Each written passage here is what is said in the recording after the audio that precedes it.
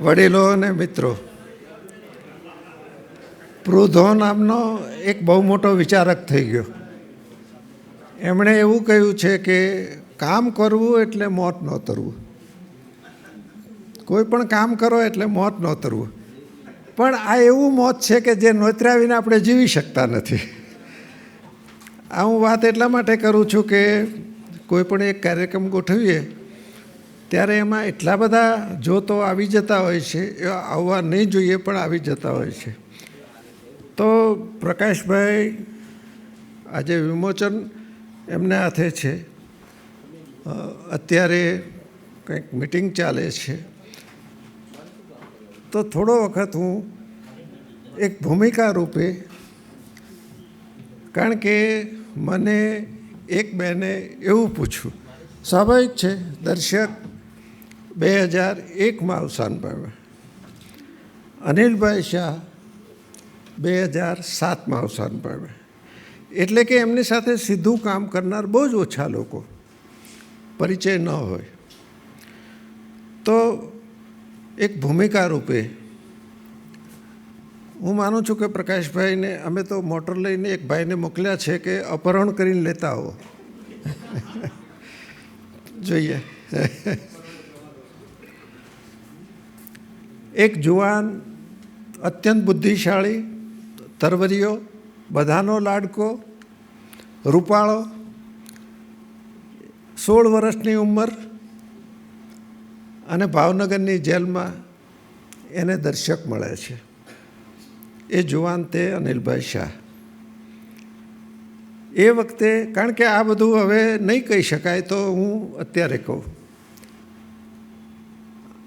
આ 42નો ભાવનગરનો જેલવાસ, 1 વર્ષનો.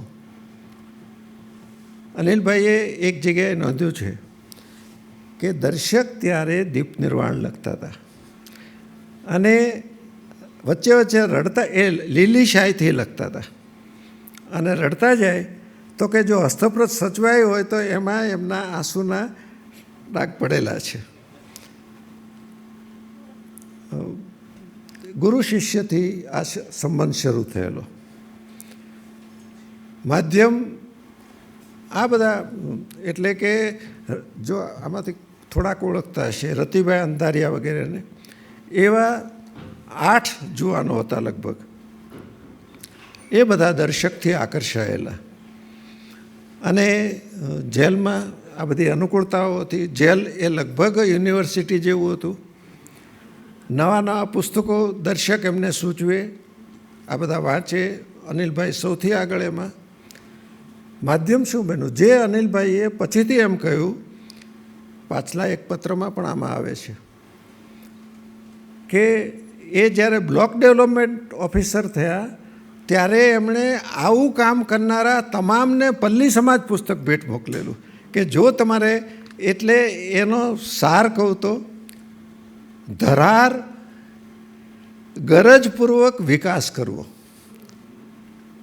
આપણને ગરજ છે કે વિકાસ થાય. અનિલભાઈ નોંધ્યું છે કે આ અમારે ધરાર વિકાસ કરવો છે ને ગરજ આપણને છે. એમાં શરદબાબુ, ટાગોર, મેઘાણી અને દર્શકની અનિલભાઈ ઉપર સૌથી વધારે ગાઢ અસર પડી. સૌથી વધારે ગાઢ અસર. બીજા અનેક છે. અનિલભાઈની વાત થઈ શકે એમ નથી જાજી, એટલે ટૂંકમાં વિગત આપું.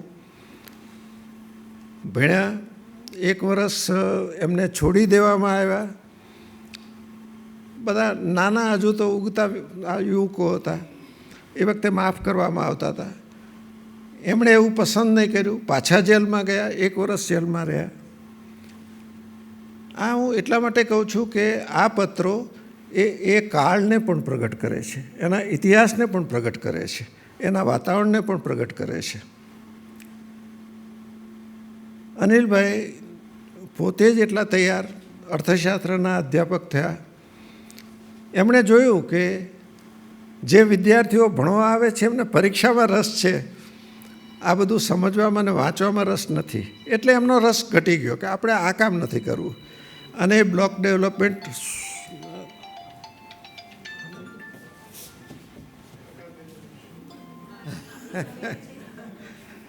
એટલે પ્રકાશભાઈનો છે. અને એ બ્લોક ડેવલપમેન્ટ ઓફિસર થયા. આ એમના દીકરી પલ્લવીબેન. અનિલભાઈ વર્ણન કર્યું છે કે એક એવું ઘર જુનાગઢ જિલ્લામાં વંથલી પાસેનું ગામ કે પ્રોપર વંથલીમાં, કે જ્યાં લગભગ ઓછી સગવડ હોય. એવી ઓછી સગવડમાં કે મારી દીકરીના 2 જન્મદિવસ ઉજવાયા મને ખબર નથી, કારણ કે એ ગામડામાં ફરતા જ રહેતા હતા. જેનું પાછલો ભાગ અનિલભાઈના જીવનનો તે DSC ડેવલપમેન્ટ સપોર્ટ સેન્ટર જે અહીંયા કુવામાં છે. એ સંસ્થાના મૂળિયા ત્યાં નખાતા હતા. પાર્ટિસિપેટરી ડેવલપમેન્ટ એ અનિલભાઈનું મોટામાં મોટું પ્રદાન. એમાં જે એમણે કામ કર્યું એમાં એમની અને દર્શક વચ્ચે એ વખતે મોબાઈલ તો હતા જ નહીં, ફોન તો ચાલે તો ઘણી નવાઈ કહેવાય. એકવાર ચુનીભાઈ શાહ નહીં, આપણા મોટા આગેવાન, હા, તો એક પ્રશ્ન માટે મનુભાઈને રૂબરૂ મળવા આવ્યા. કેમ? તો કે તમારો ફોન મેં 4 વાર જોડ્યો પણ જોડાયો નહીં. એટલે પત્ર લખવા એ સ્વાભાવિક. દર્શક અને અનિલભાઈના 100 પત્રો આમાં છે. અનિલભાઈ એક જગ્યાએ દર્શકના મૃત્યુ પછી બોલ્યા હતા કે 44 જેટલા પત્રો છે, પણ પછી બધું એમાં પલ્લવીબેનનો પણ બહુ જ મોટો ફાળો. એમણે બધું ભેગું કર્યું, સાચવ્યું, અને આ ધીરે ધીરે કરતાં ક્રમમાં બધું મુકાતું ગયું. આ અર્થમાં પણ આ પત્રવ્યવહાર બહુ જ નોંધપાત્ર છે. કેટલો સંબંધ વિકસ્યો, જે પ્રારંભ ગુરુ શિષ્ય જેવો હતો. ઉંમરનો બેયની વચ્ચે 12 વર્ષનો તફાવત. એક બીજું પણ નિમિત્ત હતું પછીથી જે થયું. ચુનીભાઈ શાહ, અનિલભાઈના પિતા, માતાનું તો 5-6 વર્ષે જ અવસાન થયું. ઉછેર એમણે અને એટલે ચુનીભાઈએ અને માસીએ કર્યો. પણ પછી આમાં વારંવાર એ આજે અતુલભાઈ વધારે કહેશે, વાચિકમમાં પણ એ આવશે ભાગ. કેવી રીતે અનિલભાઈ વિકસ્યા? તો એક સ્નેહપૂર્વક વડીલ, અને એ વડીલ એવા કે જેને સાહિત્યમાં, રાજકારણમાં, અર્થશાસ્ત્રમાં, ગ્રામ વિકાસમાં, ધર્મમાં, અધ્યાત્મમાં, ગાંધી વિચારમાં, સર્વોદયમાં, બધામાં એની પ્રજ્ઞાનો પ્રસન્ન વિહાર હતો. આ કોઈ સાધારણ એવા અધ્યાપક કે એવા વિચારક નહોતા. એમની અને આ પત્રોમાં એક બહુ જ લાક્ષણિકતા છે, બહુ નિસંકોચપણે અસંમત થવાનું. નિસંકોચપણે અસંમત થાય છે. એટલું નહીં, જો વખત રહેશે તો હું એકાદ એવા છે એ વાંચીશ. મનુભાઈની મર્યાદા એક પત્રમાં એમણે બહુ જ નિખાલસપણે લખી છે કે તમારો સ્વભાવ આવો. બહુ નિખાલસપણે લખી છે. આ સંબંધ હતો. એટલે કે એની ભૂમિકામાં મેં એવું કહ્યું છે કે જાણે 2 હંસ આમ એક સાથે ઉડી રહ્યા હોય ને, એવી બેયની ગતિ છે. આ બંનેની ગતિ. અને મનુભાઈ એવું સ્વીકારે છે કે અર્થશાસ્ત્રમાં તારે કારણે હું વધારે અદ્યતન ને તાજો રહ્યો. તું મને આ જે બધું કહે છે, એટલે એકબીજા સામસામા પુસ્તકો પણ એમ કે તું આ વાંચી જજે, અનિલભાઈ કહે કે તમે આ વાંચી જજો. આમ પણ બેયની વચ્ચે ઘણો સંબંધ ચાલ્યો છે. એ બધું આમાં પુસ્તકમાં પ્રગટ થયું છે. જે મારે છેલ્લે કહેવાનું હતું એ હું અત્યારે કહી દઉં. આવા પત્રોની ઉપયોગિતા શું કામ પ્રગટ કરવા જોઈએ? સાધારણ પત્રવ્યવહાર તે એક વાત છે, પણ આવા 2 ચિંતક હોય, આવા રાષ્ટ્રને ચાહનારા હોય, અને જો ચાહતા હોય તો પાછા પ્રશ્નોના ઉકેલ કેવા હોય એનું સતત ચિંતન કરતા હોય. આ કોઈ સાધારણ નથી કે રાષ્ટ્રને આપણે આગળ લઈ જવું છે, વિકાસ કરવો એ તો બરાબર, પણ તો શું કરવું જોઈએ એના ઉકેલોની પણ બંનેની વચ્ચે ખાસી લાંબી ચર્ચાઓ થઈ છે. સહજપણે જ શું નથી થઈ શક્યું એની પણ આમાં ઘણી વાત છે. કોઈ પણના જીવનમાં બાકી રહે થોડુંક, તો નથી થઈ શક્યું એની પણ વાતો છે. જન્મદિવસે એક 4 લીટી કે ક્યારેક તો દર્શકની એક ટેવ હતી, એ જ્યાં બેસતા ને એ ગાદલાની નીચે 1 ડઝન જેટલા પોસ્ટકાર્ડ પડ્યા જ હોય કાયમ, અને એમ કે ભાઈ આ એક કોઈકનો જવાબ આવ્યો કંઈક પત્ર, તો છેવટે 5 લીટી પણ લખે, પણ 5 લીટી સાચવી રાખવા જેવી હોય. આ દર્શકની ખૂબી હતી, ભલે ટૂંકું લખે પણ. અને આમાં નિરાતે મન મૂકીને 8-8 પાનાના પત્રો પણ લખાયા છે. બંને પ્રકારના પત્રો છે, 4 લીટીનો પણ છે, આટલા લાંબા દીર્ઘ એવા પત્રો પણ છે. આ પત્રમાં જેમ કે એવી નિખાલસતા પણ છે કે એવી એક શક્યતા હતી, 67માં દર્શક ધારાસભ્ય થયા ત્યારે અપેક્ષા પણ હતી કે કદાચ પ્રધાન થશે. પછી તો રાજકારણ એ રાજકારણ જ હોય છે, કોઈ પણ વખતે કોઈ પણ પક્ષમાં. મનુભાઈ ન થઈ શક્યા, એમને પૂછવામાં જ નહીં આવ્યું.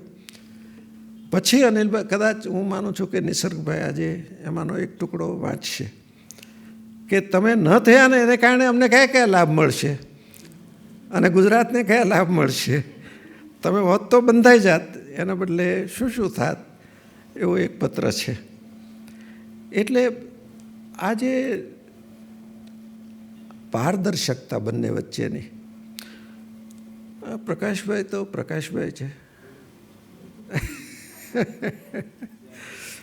મને એમ હતું કે 5-10 મિનિટમાં આવી જશે, પણ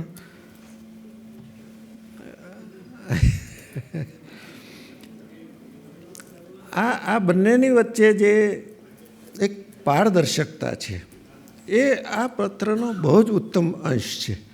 એને કારણે એક તરફ ભરપૂર સ્નેહ છે અને બીજી તરફ વિચારને બરાબર તપાસવાનો. અનિલભાઈએ એક પત્ર એવો લખ્યો છે, સારું થયું કે ઇમરજન્સી આવી, કટોકટી આવી, ખબર પડી કે આપણે ક્યાં ઊભા હતા. આ મતલબનો અંદર એક પત્ર છે.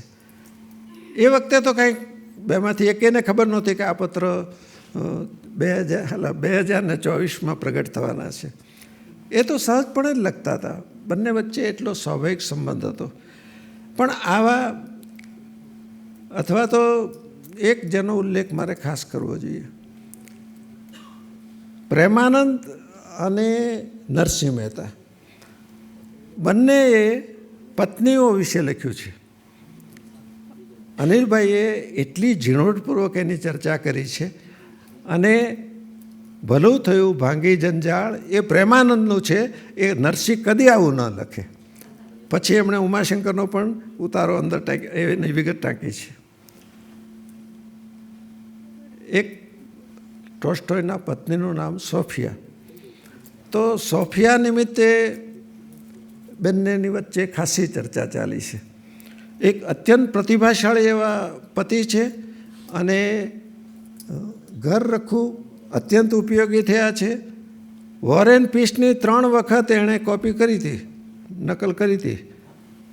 30 વર્ષ તો બેયની વચ્ચે ભરપૂર પ્રેમ હતો. પછી બધું જરાક પેલું સાધન સંપત્તિના અધિકારોની વહેંચણીમાંથી બેયની વચ્ચે અંતર પડ્યું. એમાં અનિલભાઈનો એક પત્ર એવો છે, હું માનું છું કે આ પત્ર અહીં નહીં વંચાય એટલે કહું છું કે મનુભાઈએ, હવે મનુભાઈ તો મનુભાઈ એમ કે બેન તું નડ નહીં તોય ઘણું છે. એણે ટોલ્સ્ટોય અને લિંકનની પત્નીના ઉલ્લેખો સાથે આ બધું ચર્ચામાં છે કે બેન તું નડે તો નહીં એટલું તો કરી શકે. અને પછી એના જવાબમાં અનિલભાઈએ, હું માનું છું કે જે આજે વાંચવાના છે એમનો હું નથી બોલી રહ્યો. પ્રમાણમાં એ લોકો કંઈક બીજું વાંચશે અથવા તો છેલ્લે ફેરવી નાખે. તો અનિલભાઈ એમ કે એક આવા પ્રતિભાશાળી પુરુષની પત્નીને કેવી રીતે તપાસી શકાય? એ પ્રતિભાશાળી નથી, હકીકત છે, પણ માણસ તો છે જ, એની મર્યાદાઓ પણ હોય. વાત ત્યાંથી શરૂ થાય છે કે અન્યની હાજરીમાં પતિની અવમાનના ન થવી જોઈએ. આ એમનો મુદ્દો છે. અને અનિલભાઈનો મુદ્દો શું છે કે જેમ પત્નીએ અન્યની હાજરીમાં પતિની અવમાનના નહીં કરવી જોઈએ, એમ પુરુષે પણ અન્યની હાજરીમાં પત્નીની અવમાનના નહીં કરવી જોઈએ. કારણ કે એ પણ મનુષ્ય છે, એનું એટલું ગૌરવ જળવાવું જોઈએ, ભલે એ તમારી કક્ષાની પ્રતિભાશાળી નથી. આ પ્રકારની ચર્ચાઓ, આ પ્રકારના અભિપ્રાયો, આ પ્રકારના મંતવ્યો, વિચારોથી ભરેલું આ પુસ્તક છે. એટલે મેં મને એમ થયું કે આપણે ધાર્યા કરતાં તો 25 મિનિટ મોડા છીએ, તો અને એટલે પછી નહીં તો શરૂ કરીએ આપણે. એટલે આવીને સાંભળશે. એટલે આપણે આ કઈ ઘડિયાળ સાચી? ત્યાં 5:30 છે ને મારામાં 6 થવા. હા, બસ તો આ સાચી છે. એટલે એક બીજું પણ મારે વિશેષપણે ઉલ્લેખ કરવો જોઈએ કે સંતાનો સામાન્યપણે વારસામાં ભાગીદાર થાય છે. જેમ કે પલ્લવીબેનનો વારસો, એટલે એક તરફ જેમણે ભાવનગરની મહિલા વિદ્યાલયની સ્થાપના કરી એ ચુનીભાઈ શાહ, એ એમના દાદા. ઝવેરચંદ મેઘાણી એ એમના નાના. આવો ભવ્ય વારસો છે. એક તરફ ઇન્દુબેન અને અનિલભાઈ, જે સાહિત્ય, સંગીત, કલા બધામાં રસ રુચિ લેતા હતા અને ગ્રામ વિકાસમાં રસ લેતા હતા. તો એમને એ સારું લાગ્યું કે પિતાના પત્રો, મનુભાઈ સાથેના પત્રો એ પ્રગટ થાય અને બધા સુધી પહોંચે. છેલ્લા 2 મહિનાથી આપ સૌ જાણતા હશો, અને લગભગ આપણે સૌ પુસ્તક પ્રકાશનની બાબતમાં 0થી શરૂઆત કરતા હોઈએ છીએ, કશી ખબર ન હોય એક બાબતમાં, પણ એ બધી જ મથામણમાં એ સાથે રહ્યા. પસંદગીઓ બહુ કરવી પડે, એ પસંદગીમાં સાથે રહ્યા. અને પલ્લવીબેને સાચા અર્થમાં પિતૃતર્પણ કહી શકાય એવી સરસ રીતે આ પુસ્તક તૈયાર થાય એના માટે બધો જ પુરુષાર્થ કર્યો. એટલે મને લાગે આપણે શરૂ કરીએ. એક ઉચિત પ્રણાલી છે કે જે લોકો આવો સ્વાધ્યાય કરીને આવ્યા હોય, પોતાના સંસ્મરણો કહેવાના હોય, પલ્લવીબેનનું નિમંત્રણ જેમણે સ્વીકાર્યું હોય, તે એમને એક આપણે સ્વાગત રૂપે, સન્માન રૂપે પુસ્તક અર્પણ કરશું. બેન પલ્લવીબેન, આ પુસ્તક 2005માં અનિલભાઈના સાહિત્યિક લખાણોનું સંપાદન છે, એ પણ મેં કરેલું છે. સમુલ્લાસ નિસ્બત એ અત્યારે ભેટ આપે છે.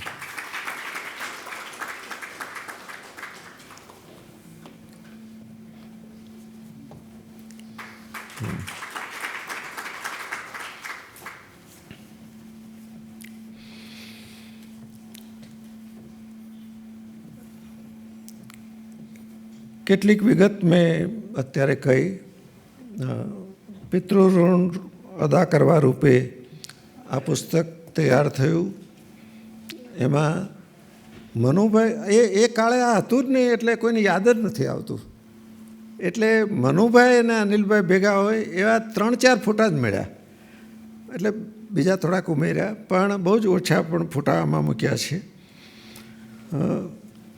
આ પુસ્તકમાં કોઈકને એવો પ્રશ્નાર્થ થઈ શકે કે પુસ્તક જો પત્રોનું છે તો પરિશિષ્ટ રૂપે લખાણો કેમ મૂક્યા છે? આ લખાણો એવા છે, દર્શકના અવસાન પછી એકવાર સાહિત્ય અકાદમી તરફથી ગોઠવાયેલા કાર્યક્રમમાં સાહિત્ય અને વિકાસ એવો એક આખો કાર્યક્રમ હતો. એમાં એમણે આપેલું, અનિલભાઈએ ઉતરતા ઢાળે એ નામે પોતે જ્યારે 80 વર્ષે ડીએસસી છોડ્યું ત્યારે એક લખાણ એમાંથી મળ્યું. દર્શકે ચુનીભાઈ શાહ, અનિલભાઈના પિતા, એના વિશે બહુ જ એક નાનું એવું લખાણ છે, પણ બહુ જ ઓળખાવે બરાબર એવું છે. અને પિતા, કોઈ પણ પાછલી વયમાં તો બધું ઘણું થઈ શકે છે, એને વર્ણવતું અને પિતાને યોગ્ય રીતે અંજલિ આપતું અનિલભાઈનું એક લખાણ છે, એ પણ આમાં મૂકેલું છે. આટલું પરિશિષ્ટમાં મૂકેલું છે, લખાણ રૂપે છે. પણ એટલા માટે કે જે આગળનો જે ભાગ છે, પત્રવ્યવહાર છે, સંબંધ છે, અનિલભાઈનો ઉછેર છે, અનિલભાઈ અને મનુભાઈના સંબંધની જે આત્મીયતા છે, એ બધામાં આ ઉપયોગી થાય માટે મૂકેલું છે. આ ગ્રંથની પ્રસ્તાવના મુરબ્બી રઘુવીરભાઈ ચૌધરીએ લખેલી છે. રઘુવીરભાઈ આજે હાજર રહેવાના હતા, પણ નાદુરસ્ત તબિયતને કારણે આવી નથી શક્યા. પણ આવા પત્રોનું પ્રકાશન થવું જોઈએ, અને આ થઈ રહ્યું છે, એ માટે એમણે પોતાનો રાજીપો પ્રગટ કર્યો છે. વક્તવ્ય ઉપરાંત આમાં વાચિકમ અને છેલ્લે 7 મિનિટનો વિડીયો છે, એનું આપણે દર્શન કરશું. એટલે હું માનું છું કે પ્રમાણમાં આ કાર્યક્રમ વૈવિધ્યવાળો અને સમતોલ બનશે. આમાં આ બધા પ્રોડક્શન હાઉસની બહુ મોટી મદદ હોય છે. નવજીવને આ પુસ્તક પ્રગટ કર્યું છે. આજે કોઈકને પુસ્તક જોઈતું હોય તો 20% વળતરથી નીચે અહીંયા બાજુમાં વેચાણ માટે પણ રાખેલું છે. પણ અપૂર્વભાઈ, સોહમભાઈ, એ બધાની ખૂબ મદદ મળી અમને. એક તબક્કે મળી. કેટલીક તો આપણને ખબર પણ ન હોય કે આવી ઝીણવટમાં જઈને બધું કરવાનું હોય, તો એની ખાસ નોંધ લેવી જોઈએ. મારું પ્રાસ્તાવિક ખાસું લાંબુ થઈ ગયું, પણ હવે છૂટકો નહોતો એટલે બીજી ઘણી વાતો પણ મેં કરી. હવે મૂળ કાર્યક્રમ તરફ જઈએ છીએ. અને બેન પલ્લવીબેન, હું માનું છું કે 40 વર્ષથી અમેરિકા છે, પણ ઉછેર આખો અહીંયા ઇન્દુબેન અને અનિલભાઈના હાથ નીચે થયો. એટલે આ બધામાં રસ. અમેરિકામાં પણ પોતાની જે આર્થિક પ્રવૃત્તિ કરતા હોય, પણ એ ઉપરાંત સાહિત્ય, સંગીત, એના કાર્યક્રમો માટે એ બહુ જ જાણીતા. અને અત્યારે બોસ્ટનમાં રહે છે. બોસ્ટનમાં એને માટે એ બહુ જ જાણીતા બેન પલ્લવીબેન ગાંધી.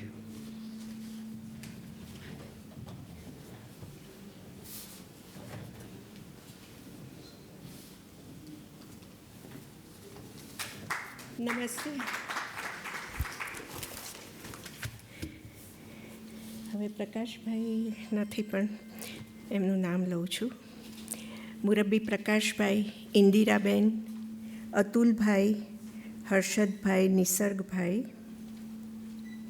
મુરબ્બી બોરીસાગર સાહેબ, ભાગ્યેશ ઝા સાહેબ, કાર્તિકેયભાઈ, હિનાબેન, નીતિનભાઈ, અમારા વડીલ માસી આવ્યા છે, ડૉક્ટર વિલાસબેન મહેતા, અને મામી આવ્યા છે નીલાબેન.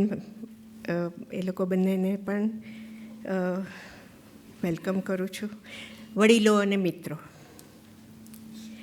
આદરણીય મનુભાઈ અને મારા પપ્પા અનિલભાઈના પરસ્પર લખાયેલા 60 વર્ષના પત્રોના પુસ્તક બે પ્રાજ્ઞાનો સંવાદનું આજે વિમોચન થઈ રહ્યું છે. એ મારા માટે અત્યંત મહત્ત્વની ઘડી છે. અનિલભાઈની ઈચ્છા હતી કે આ પત્રોનું સંકલન થઈને પ્રકાશન થાય. તેમની હાજરીમાં તો એ ન થઈ શક્યું. મારા બા ઇન્દુબેને આ પત્રોની ફાઇલ મને આપી. સળંગ વાંચતા પ્રતીતિ થઈ કે આ પત્રોમાં બહુમૂલ્ય વિચાર સામગ્રી છે. અને એ પ્રગટ થવું જોઈએ. મનુભાઈ, અનિલભાઈ અને મારા પૂજ્ય દાદા ચુનીભાઈના નિકટ એવા મનસુખભાઈ સલ્લાને સંપાદનનું કામ સ્વીકારવા માટે વિનંતી કરી. અને એમણે ખૂબ મહેનત કોઈ પણ પત્રો આટલા 60 વર્ષના કરતા થાય એ તો ખરું, પણ મનુભાઈના અક્ષર ઉકેલવા એ પણ એ બહુ મોટી મહેનત માગી લે છે. તો એ બધું એમણે બહુ જહેમતથી કર્યું. અને આ સંચય વહેલો પ્રગટ કરવાની ઈચ્છા હતી, પણ અમુક કારણોસર કોરોના વગેરે મોડું થયું છે. મારા પપ્પા, દાદા અને બાને ગમે તેવું અને એમની ઈચ્છા હતી, એ માટે નાનકડો પ્રયત્ન કરી આ કાર્ય પૂરું કરતાં સંતોષની લાગણી થાય છે. આજે મુરબ્બી રઘુવીરભાઈએ કહેલ કે તેઓ આ કાર્યક્રમમાં હાજર રહેશે, પણ નાદુરસ્ત તબિયતને લીધે એ લોકો આવી શક્યા નથી. પણ એમની બહુ જ મહત્ત્વપૂર્ણ પ્રસ્તાવના છે જે આ પુસ્તકમાં આવી ગઈ છે. એ માટે એમની બહુ આભારી છું. ભાઈ શ્રી રામચંદ્રભાઈ પંચોળીએ આ પત્રો એકત્ર કરવામાં ઉત્તમ મદદ કરી છે અને એ બદલ હું આનંદ વ્યક્ત કરું છું. આજે તેઓ આવવાના હતા, પણ આટલો લાંબો પ્રવાસ એમની તબિયતે થઈ શકે એવું નહોતું, એટલે નથી આવ્યા. પણ એમણે એક સંદેશો મોકલ્યો છે જે હું વાંચીશ હવે. 2 પ્રાજ્ઞનો સંવાદનું વિમોચનના વધામણા. ગુજરાતના આવા પ્રાજ્ઞોથી સુરભિત અને મુઠ્ઠી ઉચેરું બન્યું છે. એમના સંવાદનું પ્રાગટ્ય પ્રભાતના પ્રાગટ્ય સમૂહ બની રહો, એવી અંતરની શુભેચ્છાઓ. આ પુરુષાર્થ કરતા મનસુખભાઈ અને પલ્લવીબેનનો ખૂબ ખૂબ ધન્યવાદ. પ્રકાશભાઈ અને ઇન્દિરાબેન ઉઘાડ કરનારા સૌને તેવા દ્રષ્ટિવંત છે. દર્શકો માણે એવી શુભેચ્છાઓ. રામચંદ્રભાઈ બોસ્ટનમાં અમારે ઘેર મનુભાઈ સાથે આવેલા, એ એક યાદગીરી છે. અને જ્યારે પપ્પાનું અવસાન થયું ત્યારે રામચંદ્રભાઈએ મારી સાથે ફોન પર વાત કરેલી. એ વખતે એમણે કહ્યું હતું કે સ્વર્ગમાં એ લોકો બે ચર્ચાઓ કરતા હશે, અત્યારે વાતો કરતા હશે એકબીજા સાથે. એટલે મને હંમેશા વાદળાઓ જોઉં ને તો એ દ્રશ્ય યાદ આવે કે આવું અત્યારે ચાલી રહ્યું હશે.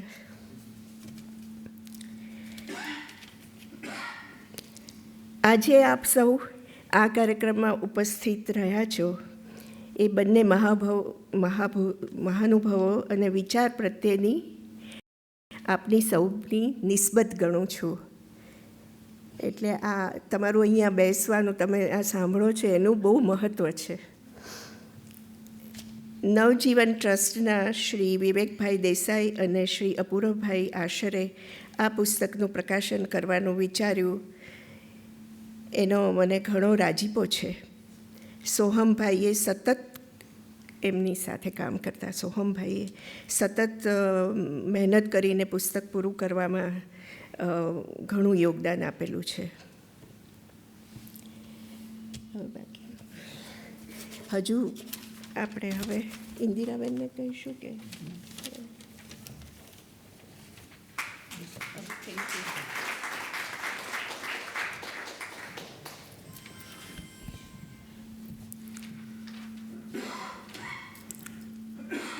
અમે 2 જણને વિનંતી કરી હતી. એક એવી વ્યક્તિ હોવી જોઈએ કે જે અનિલભાઈને બહુ નિકટ રીતે અને માત્ર ઓળખતા નહીં પણ સાથે કામ કર્યું હોય, નિર્ણયો કર્યા હોય. અનિલભાઈએ જે વન માટેની, પછી સામૂહિક પાણી સંગ્રહ માટેની જે ભાગીદારીયુક્ત બધી જે, અને બોપલ ડિક્લેરેશન, એમાં બેન ઇન્દિરાબેનનો ઘણો જ એમને સહયોગ મળ્યો. તેઓ પોતે સેન્ટર ફોર ડેવલપમેન્ટ ઓલ્ટરનેટિવ્સના પહેલાં અને અર્થશાસ્ત્રના પ્રોફેસર, પછી Indian society for social science research Delhi એના નેશનલ ફેલો. એમના સંશોધનના ક્ષેત્રો development, alternatives, employment, labour, market structure, poverty, human development, આ બધામાં એમનું ઘણું પ્રદાન છે. એમને આપણે વિનંતી કરી છે કે આ પુસ્તકને આધારે અને અનિલભાઈના સંબંધને આધારે અને મનુભાઈ અને અનિલભાઈના સંબંધને આધારે તેઓ વાત કરે. બેન શ્રી માનની શ્રી ઇન્દિરાબેન હિરવે.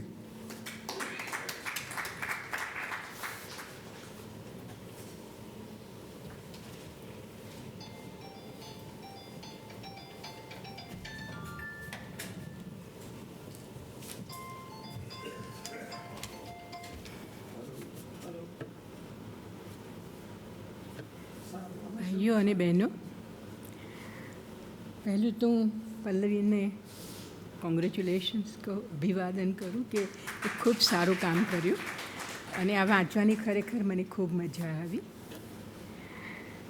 એકચ્યુઅલી હું શરૂઆત ક્યાંથી કરું વિચાર કરતી હતી ત્યારે મને થયું કે મારો અનિલભાઈનો પહેલો પરિચય ક્યારે થયો એમનો બહુ એક વિશેષ રીતે થયો હતો કે મેં એક અભ્યાસ કર્યો હતો અને એ અભ્યાસમાં ગરીબોને કેમ કશું પહોંચતું નથી એને અંગે થોડું એમ્પિરિકલ અને થોડુંક થિયોરેટિકલ કામ કરેલું એમાં.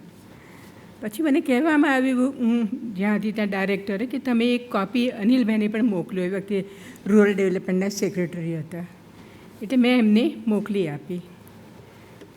અને મારા આશ્ચર્ય વચ્ચે એમનો પત્ર આવ્યો કે તમારી ચોપડી મને ગમી, હું આખી રાત સૂઈ શક્યો નહીં અને મને ખૂબ ગમી. મને એક પ્રકારનું આશ્ચર્ય થયું પણ આનંદ પણ ખૂબ થયો. અને મને એમ થયું કે આ સેક્રેટરી લેવલની કોઈ વ્યક્તિ આટલી નિરભિમાની, નિખાલસ એમનું વ્યક્તિત્વ હોઈ શકે એવું મને થયું. અને એ માટે પછી હું એમને મળી અને પછી એમને સાથે વધારે કામ પણ કર્યું. ત્યાર પછી હું ગાંધી લેબર ઇન્સ્ટિટ્યૂટમાં જોડાઈને ત્યાં એ મહાનિયામક તરીકે આવ્યા. એમની ઈચ્છા એવી હતી કે શ્રમિકોને માટે પણ ઇન્ડિયન ઇન્સ્ટિટ્યૂટ ઓફ મેનેજમેન્ટ જેવી કોઈ સારી સંસ્થા થવી જોઈએ, ઊભી થવી જોઈએ. અને એમનો ઉત્સાહ હતો, અમારા ઉત્સાહમાં પણ વધારો થયો. પણ એ 4-5 મહિના રહ્યા અને ત્યાર પછી એ જતા રહ્યા, તે એ કશું થયું નહીં. ત્યાર પછી જ્યારે એમણે ડીએસસીની શરૂઆત કરી ત્યારે મને એમણે બોલાવી બોર્ડ ઉપર, અને એમના બોર્ડ ઉપર સાથે મેં ઘણા વર્ષો કામ કર્યું અને ઘણા બધા સાથીઓ સાથે કામ કર્યું. એ મને બહુ સારો અનુભવ હતો. અને પછી ઓફકોર્સ એમના લેખોનું મેં અને સુદર્શનભાઈએ સંપાદન કર્યું કે in the hands of people કરીને. અને એ સંપાદન પણ ઘણું બધું લોકોએ વાંચ્યું, કારણ કે એમાં અનિલભાઈના પત્રો જ બધા હતા, એટલે અનિલભાઈના આર્ટિકલ્સ જ હતા, લેખો જ હતા, એટલે ઘણું સારું લાગ્યું. આ બેકગ્રાઉન્ડમાં જ્યારે મેં આ 2 પ્રાજ્ઞનો સંવાદ વાંચ્યો ત્યારે મને લાગ્યું કે આ પુસ્તક એ ઘણું બધું સપ્લિમેન્ટ કરે છે અમારા અનુભવને, કે આ જે વ્યક્તિ અમારી સાથે કામ કરતી એના વિચારધારાની ઉત્તરોત્તર કેવી રીતે પ્રગતિ થઈ, એમનો વિચારોનો પ્રવાસ કેવો હતો, એમનું વાંચન કેવું હતું, એ બધું જાણે એમાંથી અમને જાણવા મળ્યું ને. એટલે આ પુસ્તક મને એ રીતે પણ ખૂબ ગમ્યું. આ જે ચોપડી છે એ ચોપડીમાં એમના જીવનની અને વિચારોની પ્રગતિનો ખ્યાલ આવ્યો છે. આપણે ઉચ્ચતર વિચારો ધીમે ધીમે જેમ આગળ વધે છે અને 12 વર્ષના તફાવત સાથે જ્યારે 2 વ્યક્તિઓ એકબીજાની સાથે પત્ર વ્યવહાર કરે છે અને અમુક સમય પછી તો બંને મિત્રો જેવા બની જાય છે અને પુસ્તકો વિશે, વિચારો વિશે અને વિચારોની જ્યારે આપલે થાય છે ત્યારે એ ખરેખર ખૂબ ઇન્ટરેસ્ટિંગ બને છે. મને ખ્યાલ આવ્યો કે અનિલભાઈના ઘડતરમાં એક તો એમના પિતા ચુનીભાઈ શાહ, કે જે શિક્ષક હતા અને બહુ જાણીતા અને રિસ્પેક્ટેડ શિક્ષક હતા. પછી ગીજુભાઈ, નાનાભાઈ ભટ્ટ અને દક્ષિણામૂર્તિની શાળાઓમાં એ ભણ્યા. એ બીજું મહત્ત્વનું. અને ત્રીજું, દર્શક સાથે એમને સંપર્ક અને વિચારોનું આદાન પ્રદાન થયું. એટલે આ બધામાંથી એ અનિલભાઈના બાળપણ અને ફોર્મેટિવ યર્સ જેને કહીએ એમાં એ ઘડાયા એવું લાગે છે. ગાંધીયુગના સાક્ષર કુટુંબમાંથી હું આવું છું, તેથી અમુક વસ્તુઓની જે પૃષ્ઠભૂમિ છે એ ઘણી બધી જાણીતી લાગે છે. કારણ કે દાખલા તરીકે ટાગોર કે શરદબાબુ કે મુનશી કે મેઘાણી કે દર્શક અને એવા જ અન્ય લેખકોના અને કવિઓના પરિચય મને એ હતા એવા જ એ પુસ્તકમાંથી મળ્યા. એટલે એ રીતે પણ મને ઘણો આનંદ થયો. અને તેની સાથે સાથે ટોયનબી હોય કે પીટર ડ્રકર હોય કે કાર્લ માર્ક્સની પણ વાતો કરી, એ પણ મને ખૂબ ગમ્યું. પણ આમાં વિશેષ શું છે તે આ છે કે 12 વર્ષના તફાવતને વચ્ચે બંનેનો તફાવત જાણે ઓગળી જાય છે અને બંને સમાન સ્વરૂપે એકબીજાને નિખાલસ રીતે વિચારોની આપ-લે કરે છે. અને જે ઘડતર થાય છે વ્યક્તિનું, એ જોવાનું મને ખૂબ ગમ્યું, સાંભળવાનું, જોવાનું, વાંચવાનું ખૂબ ગમ્યું. બંને વચ્ચે ઘણું સામ્ય હતું. સાહિત્ય પ્રેમ, બુદ્ધિમત્તા, વાંચનનો શોખ અને તેની ઉપર વિચાર કરીને ચર્ચા કરવાની વૃત્તિ અને આગળ જઈને એને આત્મસાત કરીને એની વિશે બોલવું, વાત કરવી, એ એમને બંનેની શક્તિ હતી. બીજું કે બંનેને સમાજ માટે, દેશ માટે કંઈક કરી છૂટવાની વૃત્તિ છે. સમાજના પછાત વર્ગોને, ખાસ તો ગ્રામ્ય અર્થતંત્ર અને ગ્રામ્ય વિકાસ ઉપર બંનેને ખૂબ જ પ્રેમ છે. આ એમની સામાન્યતા છે. આ જે સંવાદ છે એમાં આજે એમનું જે આની વિશે મનસુખભાઈએ ઘણું બધું કહ્યું, એટલે એની વિશે હું વધારે નથી કહેતી. પણ આ પત્રો એવા છે કે જે વાંચવા લાયક છે. ને ખાસ તો જે લોકોએ આ પત્રો વાંચ્યા નથી એમણે તો વાંચવા જ જોઈએ, કારણ કે એમાં ખબર પડે છે કે કેવી રીતે આગળ ઉપર વ્યક્તિ ધીમે ધીમે જાય છે. અનિલભાઈના આ જે બે પ્રાર્થનાનો સંવાદ છે એની ઈચ્છા થાય એવો જ છે. પણ એની પછીના વખતમાં, એના પછીના સમયમાં આપણે જોઈએ તો એમના કામમાં, એમના વિચારોમાં અને એમની વિચારોની પ્રક્રિયામાં, લખાણમાં આ બધું પ્રગટ થાય છે. દાખલા તરીકે અનિલભાઈના શબ્દોમાં કહીએ તો ઉમંગ ભાવ સર્વોપરી. એટલે હંમેશા એમને જીવનમાં ઉત્સાહ હતો, આશાવાદ હતો. નિરાશ પરિસ્થિતિ હોય કે ખૂબ નકારાત્મક વસ્તુ લાગતી હોય ત્યારે પણ એમને કામ કરવાનો ઉત્સાહ હતો અને એક પ્રકારની આશા હતી કે આમાંથી આગળ ઉપર ચોક્કસ કંઈક સારું થશે. બીજું એટલે સરકારના કામોને સરળ બનાવવાની એમની વૃત્તિ હતી. એટલે સરકારમાં અને સરકારની બહાર બંને ક્ષેત્રોમાં એ ખૂબ આરામથી કામ કરી શકતા, બંને વચ્ચે સમન્વય સાધી શકતા. જ્યારે એ રૂરલ ડેવલપમેન્ટના સેક્રેટરી હતા ત્યારે એ સ્વૈચ્છિક સંસ્થાઓ સાથે ખૂબ સારી રીતે વાર્તાલાપ કરતા અને એમને ઘણી જગ્યા આપી, રેકગ્નિશન આપ્યું અને એમની સાથે કામ કર્યું. આ એક બહુ મહત્ત્વની વસ્તુ છે, કેમ કે આજે બધું કશું રહ્યું નથી. ત્રીજું કે એ છે કે લોકો જે અભણ અને ગરીબ છે, જે પાછલા વર્ગના છે, એમને કઈ મુશ્કેલી નડતી હશે, એમને શું પ્રશ્નો છે એ જાણવાની એમની તાલાવેલી.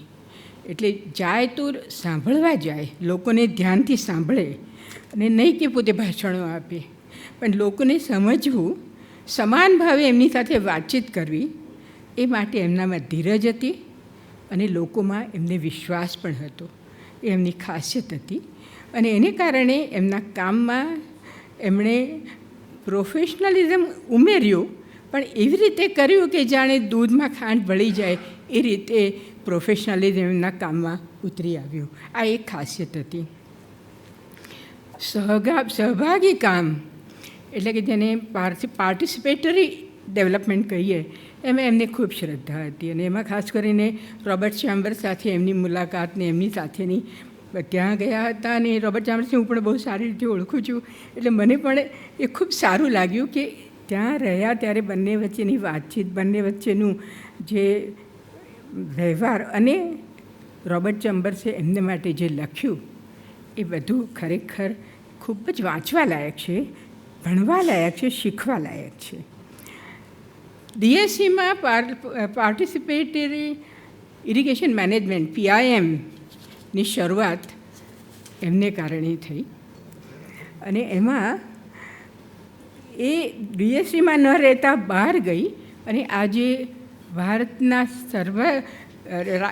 એટલે ઓલ ઇન્ડિયા લેવલે એનું આજે માન્યતા મળી છે અને એ પ્રોગ્રામને ખરેખર એ કર્યું છે. કારણ કે જ્યાં સુધી તમે લોકોને સહભાગી ના કરો ત્યાં સુધી કશું થવાનું નથી, એવા એમને પૂરો વિશ્વાસ હતો. અને પછી એમનો કુદરતી સંસાધનો ઉપર પણ ખૂબ વિશ્વાસ હતો. નેચરલ રિસોર્સિસ, પાણી, જમીન, જંગલ, આ બધાનું ઘણું પોટેન્શિયલ છે. એમાંથી ગામડાઓનો વિકાસ કરવામાં ઘણું મહત્ત્વનું બની શકે છે, મહત્ત્વનું છે એ એમને લાગતું હતું. ને એને કારણે જેને આપણે કહીએ ને નેચરલ રિસોર્સ મેનેજમેન્ટ, અને વોટરશેડ હોય કે પછી લેન્ડ ડેવલપમેન્ટ હોય કે પછી ફોરેસ્ટ મેનેજમેન્ટ હોય, આ બધા એરિયામાં એમણે પુષ્કળ કામ કર્યું અને ખૂબ ઉત્સાહથી કામ કર્યું. અને DSCમાં પણ એ જ થયું. એમનો વિકેન્દ્રીકરણમાં ખૂબ વિશ્વાસ હતો. વિકેન્દ્રીકરણમાં વિશ્વાસ તો આપણા નેતાઓ જોર જોરથી બોલતા હોય છે, પણ ખરેખર વિકેન્દ્રીકરણ કરવાનું ઘણું મુશ્કેલ છે. કેમ કે તમારી સત્તા તમે બીજા કોઈને આપો છો, તમે બીજી વ્યક્તિની ઉપર વિશ્વાસ રાખો છો અને એની ગમે એટલી ગઈ હોય તો પણ એના શક્તિ પર વિશ્વાસ રાખીને એની સાથે જ્યારે તમે કામ કરી શકો ત્યારે એને ખરું વિકેન્દ્રીકરણ કહી શકાય. વિકેન્દ્રીકરણનો પૂરો વિશ્વાસ હતો અને તેથી જ PIM અને લગતી બીજી પ્રવૃત્તિઓ થઈ એમાં હતું. એમની કામ કરવાની રીતમાં ખૂબ નિખાલસતા હતી. નાના માણસ સાથે પણ એ વાતચીત કરતા અને બધાને એમ લાગતું કે અનિલભાઈ અમારા છે. ડેવલપમેન્ટ સપોર્ટ સેન્ટરમાં મને બહુ જ ખ્યાલ છે કે દરેક વ્યક્તિના નામ જાણે, દરેક વ્યક્તિની સાથે વાત કરે ને દરેક વ્યક્તિને જાણે ડેવલપમેન્ટ સપોર્ટના હેતુમાં એનો ભાગ છે, ભાગીદારી છે એવું એમને લાગે એવા પ્રકારનું વર્તન કરે, એ પ્રકારનો એમનો વિકાસ કરે. એટલે DSCની એમણે જે સરસ ટીમ બનાવી ડેવલપમેન્ટ સપોર્ટ સેન્ટરની, નાના યંગ છોકરા ઉપર વિશ્વાસ મૂક્યો એમણે.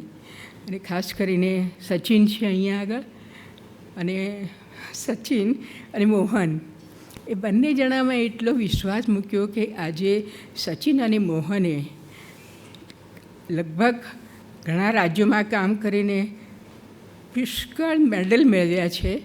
અને આ બધું અનિલભાઈને કારણે બન્યું છે. અનિલભાઈને જે બેઝિક વાત મૂકી એ વાતને આગળ વધી છે અને એને કારણે આ બધી વસ્તુઓ પ્રાપ્ત થઈ છે. અને એટલા જ માટે આજે ક્યાંય નીતિ આયોગમાં હોય કે સરકારમાં હોય કે ક્યાંય હોય, પણ ડેવલપમેન્ટ સપોર્ટ સેન્ટરનું નામ આજે એક મહત્ત્વની સંસ્થા તરીકે ભારતીય ઓલ ઇન્ડિયા લેવલે ગણાય છે. બે પ્રાજ્ઞનો સંવાદ એ ડેવલપમેન્ટ સપોર્ટના લોકોને ખરેખર વાંચવો જોઈશે, કેમ કે તેમને સમજાશે કે અમારા કામની ફિલોસોફીના મૂળ ક્યાં હતા, કઈ રીતે વિચારોનો વિકાસ થયો છે. એટલે છેવટે હું એટલું જ કહીશ કે પલ્લવી, ખૂબ ખૂબ આભાર આ ચોપડી એડિટ કરવા માટે અને પ્રગટ કરવા માટે. અને આ સાથે જ હું મને બોલાવવા બદલ આભાર માનું છું અને કરું છું.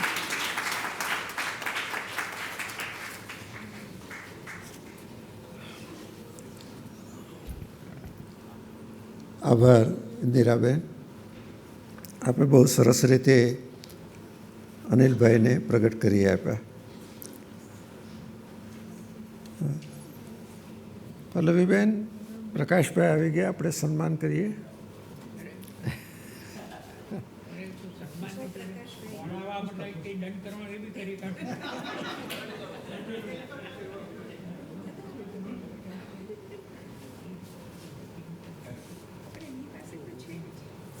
ના ના, એ આપો આપો. તમારે હાથે અપાય એમાં હતો.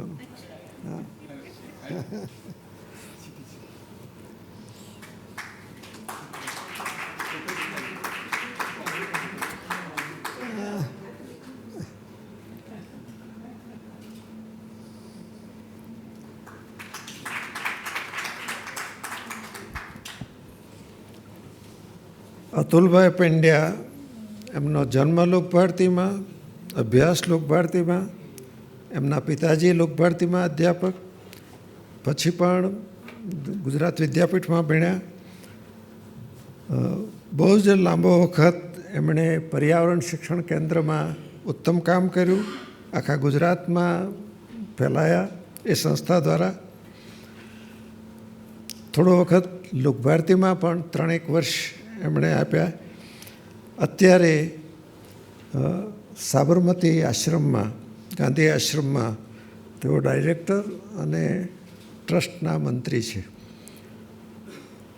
આ ઓળખ તો એમના કામની, પણ આ જેમને વિશે આ પુસ્તક છે, જેમના આ પત્રો છે, એ બંને સાથે એમનો બહુ જ નિકટ સંબંધ રહ્યો છે. એટલે અમે અતુલભાઈને વિનંતી કરી હતી કે તમે એવા છો કે જેમાં બંનેની સાથે તમારો સંબંધ છે, એટલે આ પુસ્તકને આધારે એની વાત કરો. અતુલભાઈ પંડ્યા.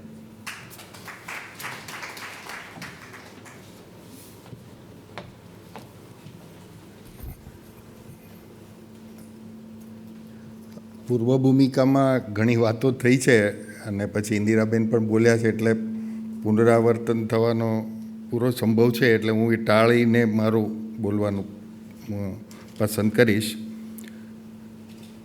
ગાંધી આશ્રમમાં જે કામ કરી રહ્યો છે એમાં જ્યારથી હું જોડાયો ત્યારથી જે આર્કાઇવનું કામ છે અને એમાં પત્રોનું મહત્ત્વ અને પત્રોની આખું જેની સાથેની કામગીરી જે કરીએ ત્યારે એ સંદર્ભમાં જ્યારે આ કામને જોયું, મેં આખું પુસ્તક વાંચ્યું ત્યારે એનું મહત્ત્વ ઘણું સમજાયું. ગાંધી આશ્રમમાં તમે આવો તો દાખલ થતાં સંગ્રહાલયમાં જમણા હાથ બાજુ એક પેનલ છે. એ પેનલ એવી છે કે એમાં લખ્યું છે કે ગાંધીને અનેક લોકો જે પત્ર લખતા હતા પણ એમને ખબર નહોતી કે ગાંધી ક્યાં છે, એટલે એનું એડ્રેસ ક્યાં છે. તો એવા પણ પત્રો ગાંધીજીને મળતા હતા, ગાંધી જहाँ હો વहाँ, અને એવા પત્રો ઘણા બધા છે.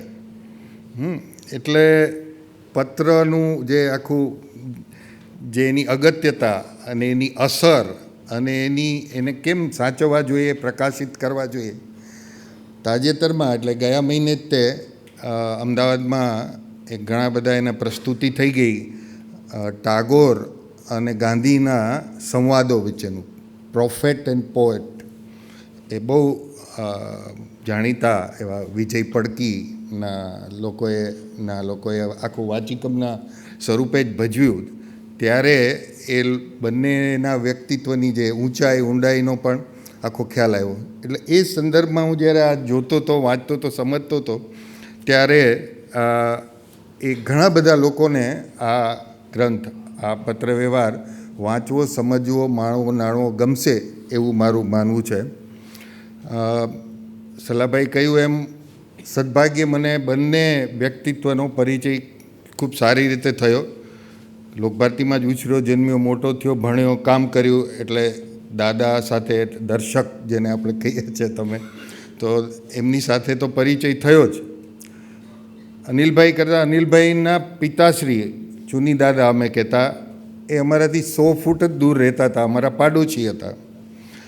અને બચપણમાં અમારે ત્યાં પ્રાથમિક શાળામાં એવું હતું કે દર રવિવારે બાલસભા થતી અને ચુની દાદા દરેક વાર્તા એ નાટ્ય સ્વરૂપે અમને કહેતા. એટલે બધી વાર્તાઓ ગીજુભાઈની ચુની દાદા પાસે અમે નાટ્ય સ્વરૂપે, એટલે દાદા પોતે જ સ્ટેજ પર આવે અને અમારી બાલસભામાં રજૂ કરતા. ત્યાંથી માંડીને એમનું જ્યારે અવસાન થયું ચુની દાદાનું, ત્યારે આ પત્રમાં, આ સંગ્રહમાં પણ એમનો ઉલ્લેખ છે કે અનિલભાઈએ એક પુરસ્કાર જાહેર કર્યો કે હવે વિદ્યાર્થીઓને આપવામાં આવશે એમના નામ પર, એની એક યાદીમાં એમનો ઉલ્લેખ પણ આમાં છે. તો એમની પહેલી મિટિંગ મારા ઘરમાં જ થયેલી અને અનિલભાઈ અને બાકીના સંસ્થાના લોકો હતા, કારણ કે અમારા પડોશી હતા એટલે. એટલે એ રીતે બહુ જ લાંબો સમય એ પરિચય એ એમનો થયો છે. આ ગ્રંથમાં જ્યારે જોઈએ છે, કારણ કે બંનેનો મને પરિચય છે, પણ એમની ભાષા, એમનો ભાવ, એમની નિકટતા, એમની છૂટ એ અર્થમાં વાપરું છું કે દાદા એટલે દર્શકનું વ્યક્તિત્વ અને એનું ઓરા એ બહુ જુદું હતું. એટલે એમને કોઈ કંઈ કહી શકે કે આ તમે ભૂલ કરો છો કે આ ખોટું છે, એવી હિંમત બહુ ઓછાની થાય, જે આમાં અનિલભાઈએ ઘણા સંગ કરી છે કે બે વિચારધારા વાંચ્યા પછી દર્શક એમ સ્વીકારે કે મારા એ વિચારો બાલિશ હતા. એ તું મને જ્યારે કહેતો હતો ત્યારે એવું અનિલભાઈને એ લખે, અનિલભાઈએ લખ્યું હોય એનો પાછો પ્રત્યુત્તર આપે. તો એવી છૂટ પણ અથવા તો એ કહી શકવાની એક હિંમત એ દર્શક પાસે કરવી, કારણ કે એમનું વ્યક્તિત્વ એવું હતું, એના ઓરા એવો હતો, તો એ પણ તમને આમાં ઠેકાણે એ જોવા મળે છે. પણ એક જે સતત ઇન્દિરાબેને પણ ઉલ્લેખ કર્યો કે તમે એમાંથી આખું પસાર થઈ જાઓ તો એક ખ્યાલ એવો આવે કે એ બંનેના વ્યક્તિત્વનો, જેને આપણે કહીએ ને, એ પણ એક વિકાસ થઈ રહ્યો છે. કારણ કે પહેલો પત્ર એ 42-43માં નહીં સાલનો છે અને છેલ્લો પત્ર છે એ 2001માં છે. એટલે બંનેનો જાણે એનું પણ વિકાસ થતાં વ્યક્તિત્વનો, એમની પોતાની એક સ્વયાત્રા પણ હોઈ શકે, પણ એની સાથે આ એમનો જે સંવાદ છે, પત્ર સંવાદ, એમાં પણ એમનું જે એનું પ્રોગ્રેશન એ તમને સતત એનામાં જોવા મળે છે. પત્રના સંવાદની પત્રની જે આખા પત્ર સંવાદની જે ખૂબી છે એની રેન્જમાં છે. એટલી બધી કે તમે એટલે અનિલભાઈ લખે કે તમે આ ગાંધીનગર આવવાના છો મિટિંગમાં, તો ગોળ અને મરચું લેતા આવજો.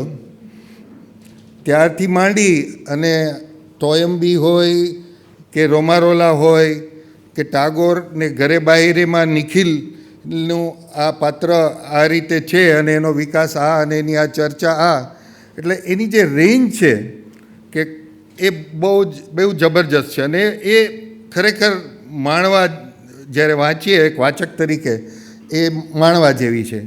અને એની વિવિધતા આપણે જોઈએ તો કે કાવ્ય અથવા તો એનો પદ્ય આસ્વાદ, સાહિત્ય. દર્શક એમ લખે કે પન્નાલાલની આ નોવેલ વાંચીને હું આજે રડ્યો. એટલે આપણે જેને કહીએ ને કે આપણે પેલું કોઈની પાસે આપણે માણસે રડવા ઠેકાણું પણ જોઈએ, તો એવું પણ એક ઠેકાણું એ અનિલભાઈ હતા, એ મને આ વાંચવાથી ખબર પડી. અને એ જ સામે પાછા અનિલભાઈ એમ લખે કે પરિત્રાણ મેં વાંચ્યું ત્યારે પણ હું એકદમ આંખમાં મારા જળજળી આવી ગયા. તો એ જે સાહિત્ય, એની કૃતિ, એની ચર્ચા, કુદરત, ઈશ્વરનું અસ્તિત્વ, આસ્તિકતા, નાસ્તિકતા, આની ચર્ચા પણ એ લોકોએ બહુ ઊંડાણપૂર્વક કે કરી છે. ત્યાંથી માંડીને જે રેન્જમાં હું તમને કહું છું ને કે ઈંડા અથવા તો નિર્બીજ ઈંડા ખાવા જોઈએ કે નહીં ખાવા જોઈએ, એની ચર્ચા પણ એમાં કરી છે. અને દર્શકે બહુ નિખાલસતાથી એનો જવાબ પણ અનિલભાઈને આપ્યો છે. તો એ છે અધ્યાત્મ. તો એમાં ગીતા, મહાભારત, પરિત્રાણ, એના સતત ઉલ્લેખો એમાં પણ આવે છે. પણ સલાભાઈ જેમ ભૂમિકામાં ઉલ્લેખ કર્યો ને કે આઝાદી પહેલાંનો ગાળો, આઝાદી આવી એ વખતનો સમય અને સંજોગો, અને આઝાદી પછીનો, એટલે પત્રવ્યવહારમાં આ ત્રણેય કાળ સાથે આખી એક યાત્રા એ થઈ રહી છે, જેની બહુ મજા આવે છે વાંચવાની. કારણ કે એક આવવાની છે, કારણ કે 42થી શરૂ થયું છે પત્રવ્યવહાર, અને એક શિબિરથી શરૂ થયું છે, અને જેલમાં સંવાદ થયો છે, અને પછીથી એ આખો આગળ વધ્યો છે. પણ એ સતત એમની એ જે આખો કાળનું જે પેલું છે, એમાં બંનેની દુનિયાની બદલાતી વિચારધારા, જીવન પદ્ધતિ, માનવીય મૂલ્યો, સાંપ્રત એની ગતિવિધિ, આ બધાનો ઉલ્લેખ બંને બહુ જ સારી રીતે પોતાના વિચારો મૂકી અને એ આદાન પ્રદાન એ કરે છે. સતત બંનેના કુટુંબની પણ, એટલે આ બધાની સાથે સાથે એ કુટુંબના સભ્યોની ક્ષેમ કુશળતા, ખબર અંતર, આપણે જેને કહીએ ને કે નિસ્બત કાળજી, એ પણ આમાં એ સતત લે છે બંને પક્ષે. એ પણ બહુ સારી રીતે થયું છે. એક બીજું મજાનું એમાં એક વાત આખી છે કે પૂર્વ અને પશ્ચિમની સંસ્કૃતિ, ઇતિહાસ, વિચારકો, એની અસર કેટલી થવી જોઈએ, આપણી ઉપર થઈ રહી છે, એની પણ ચર્ચા એમના પત્રવ્યવહારમાં એ બહુ જ સારી રીતે એ ખુલીને બહાર આવે છે. બંનેનું જેમ અગાઉ એ કીધું કે વાંચન અથવા તો જેને વાંચન ક્ષુધા, સમીક્ષા, એના મધ્ય વિચારની આપલે, અને બંનેના એક જ કૃતિ હોય પણ એના અર્થઘટનની બંનેની જુદાપણું કે ના હું આમાં સંમત નથી થતો, એની પણ એક આખા પુસ્તકમાં એક મજા છે. બીજું આખરે બંને એ સંસ્થા સંચાલકો રહ્યા છે, તો એ સંસ્થા એટલે શું, સંસ્થાનું સામાજિક ઉત્તરદાયિત્વ એટલે શું, સંસ્થાનું ચરિત્ર એટલે શું, સમાજ એટલે સંસ્થાનમાં કાર્યકરોનું નિર્માણ એટલે શું અને કેમ, આની પણ બહુ જ વિગતે ચર્ચા એમના પત્રવ્યવહારમાં છે. એની સાથે પ્રવાસ વર્ણન પણ બહુ અદ્ભુત છે.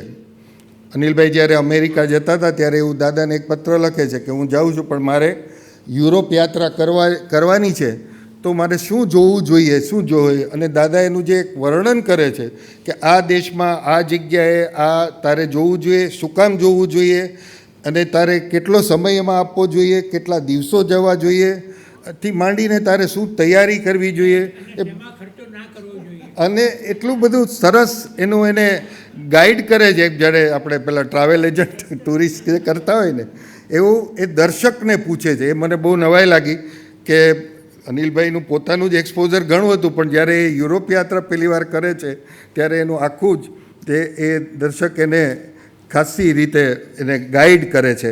એની પણ એક આખી વાંચવામાં મજા છે. અને એની સાથે જેમ ઉલ્લેખ થયો એમ કટોકટી પછીથી શાસન વ્યવસ્થા, એમાં બદલાતા લોકો, નેતાઓ અથવા તો જે કંઈ આપણા પ્રતિનિધિઓનું ઘડતર કેવી રીતે કરવું, એની પણ એક બહુ ઊંડાઈ એમાં મૂકી છે. મને એવું લાગે છે કે ગુજરાતના અને એના સુજ્ઞ વાચકો એ આ આખા અભિક્રમને એ આવકારશે અને એમને ગમશે. ગુરુ આદેશ થયો હતો એટલે સલાહભાઈ મને કીધું તારે જ કરવાનું છે, એટલે 217 પાનાનું પુસ્તક હું શબ્દશઃ વાંચ્યા પછી આ બોલવાનું મેં સાહસ કર્યું છે, અને મને તક આપી બદલ આપ સૌનો આભાર.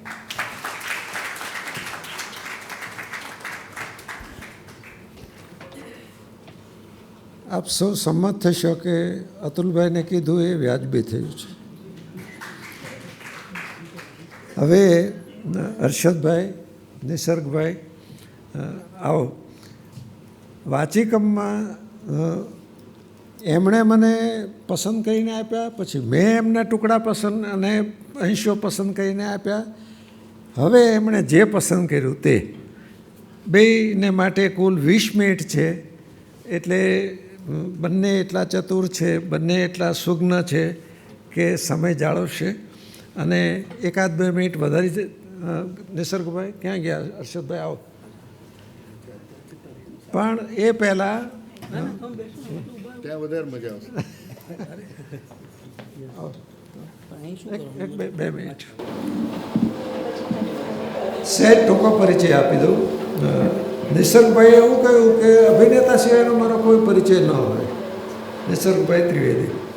એટલે પછી એમના વિશે કાંઈ વધારે, પણ જેમણે કંઈક પણ ટીવી સિરિયલો, બીજું બધું ફિલ્મ એની સાથે કે નાટક સાથે જેને સંબંધ હશે એ બધા એમને ઓળખે જ છે. હર્ષદભાઈ ત્રિવેદી કવિ, નવલકથાકાર, ચરિત્ર નિબંધકાર, વિવેચક,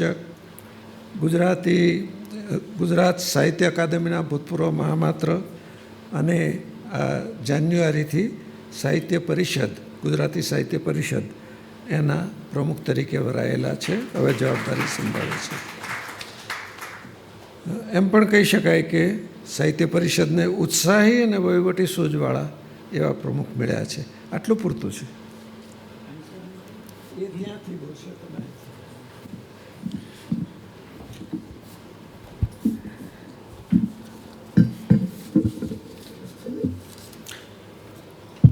આદરણીય પ્રકાશભાઈ, ઇન્દિરાબેન, પલ્લવીબેન, અતુલભાઈ, મનસુખભાઈ, નમસ્કાર આપ સૌને. અમે બંને ત્રિવેદીઓ છીએ, એક અકસ્માત છે. અને મનુદાદા અને અનિલભાઈ એ પોતપોતાની રીતે બંને વિભૂતિ હતા, જુદું જ વ્યક્તિત્વ બંનેનું. હવે એમાંથી કેટલું અમે કરી શકીએ છીએ. નિસર્ગ, તમારાથી શરૂ કરીએ. ગુડ.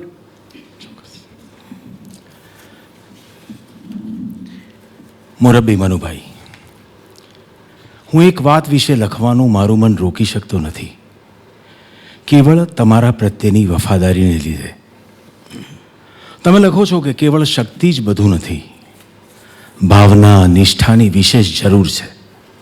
એ બરોબર છે, પણ આ દૃષ્ટિકોણનું પરિણામ એવું ન આવે કે સંસ્થામાં શક્તિને સ્થાને શ્રદ્ધા જ રહે, ને જે નિષ્ઠા જણાતી હોય તે વફાદારી જ હોય.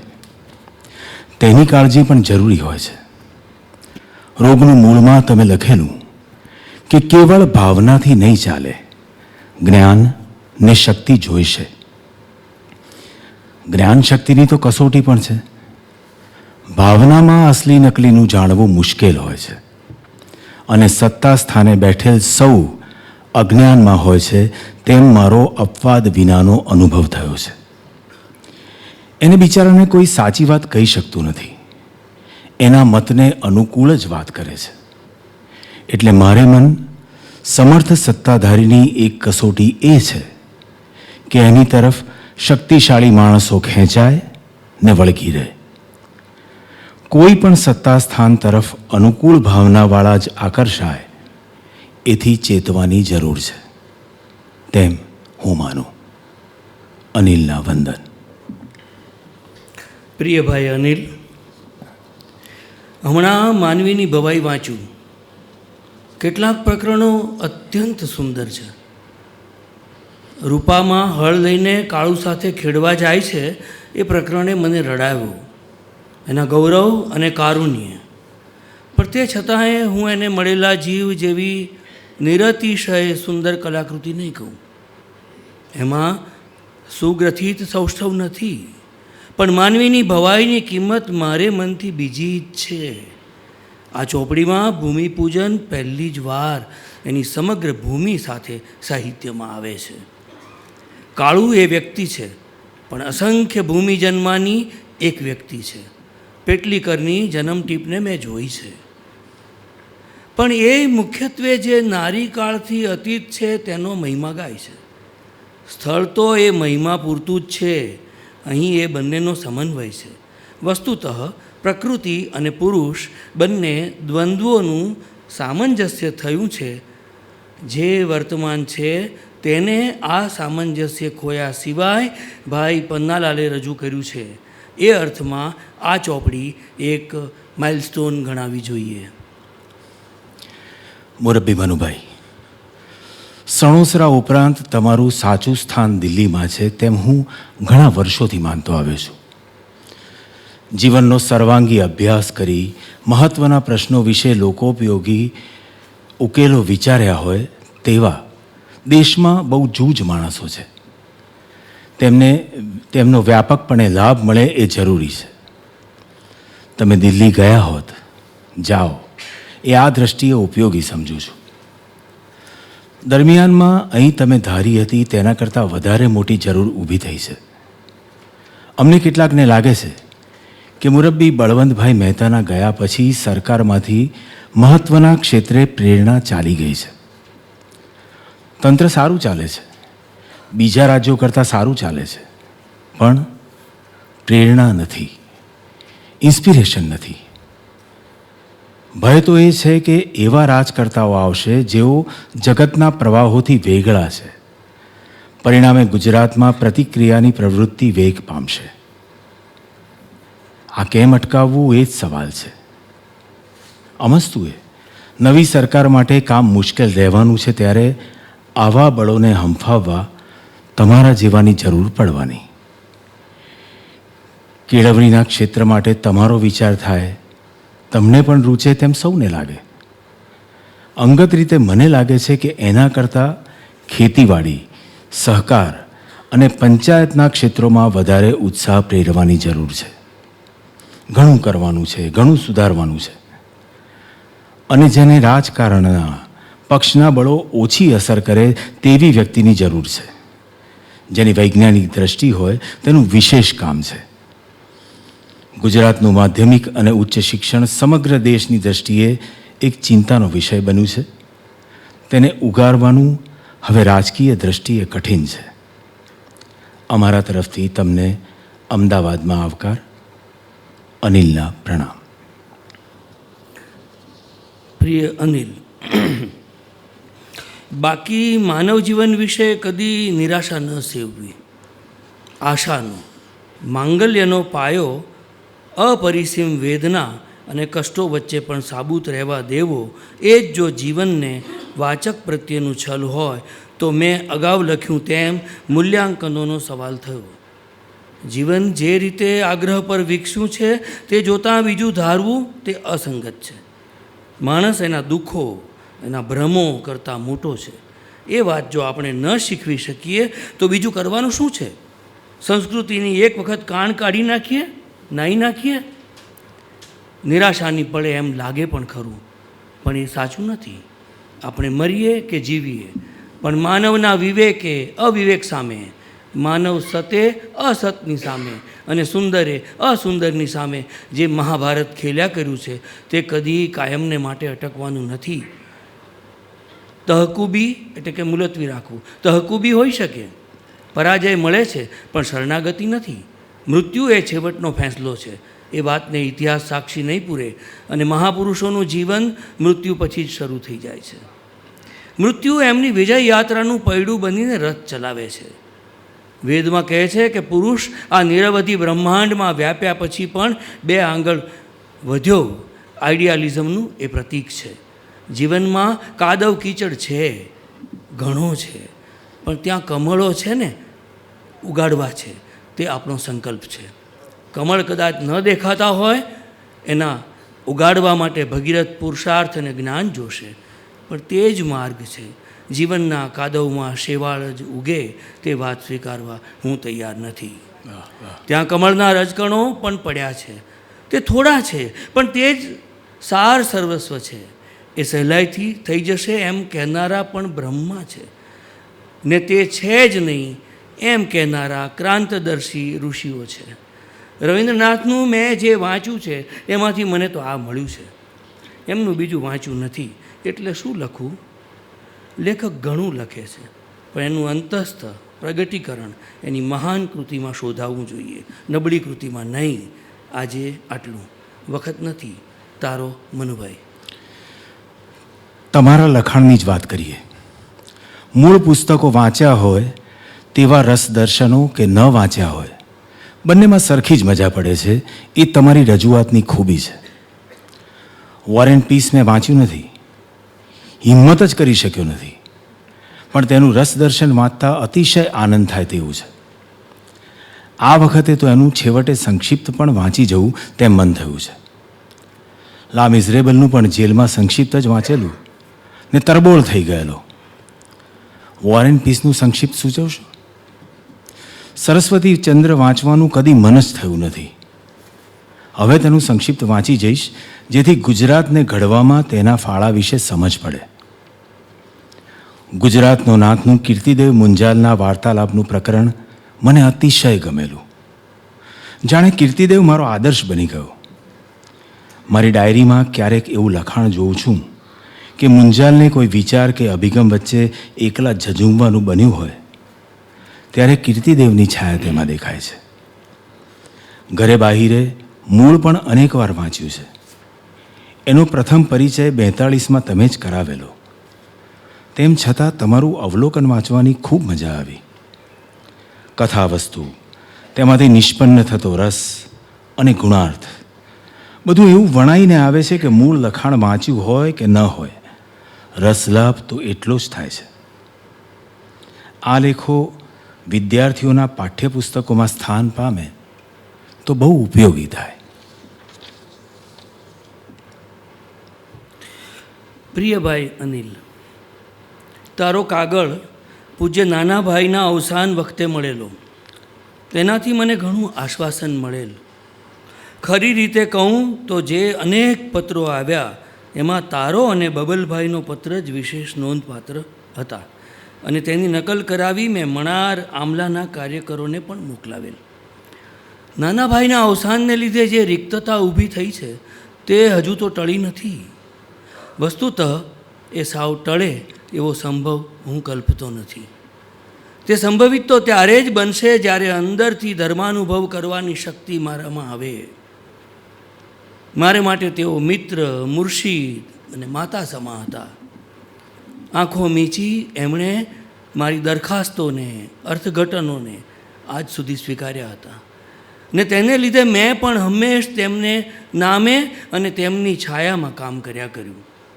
1941 પછી તેમણે જાતે કામ કર્યું હોય તેવું નથી. બોજો અમે વહેતા અને નામ તેઓનું આપતા. આજે એમનું નામ અને છત્ર ચાલ્યું ગયું છે.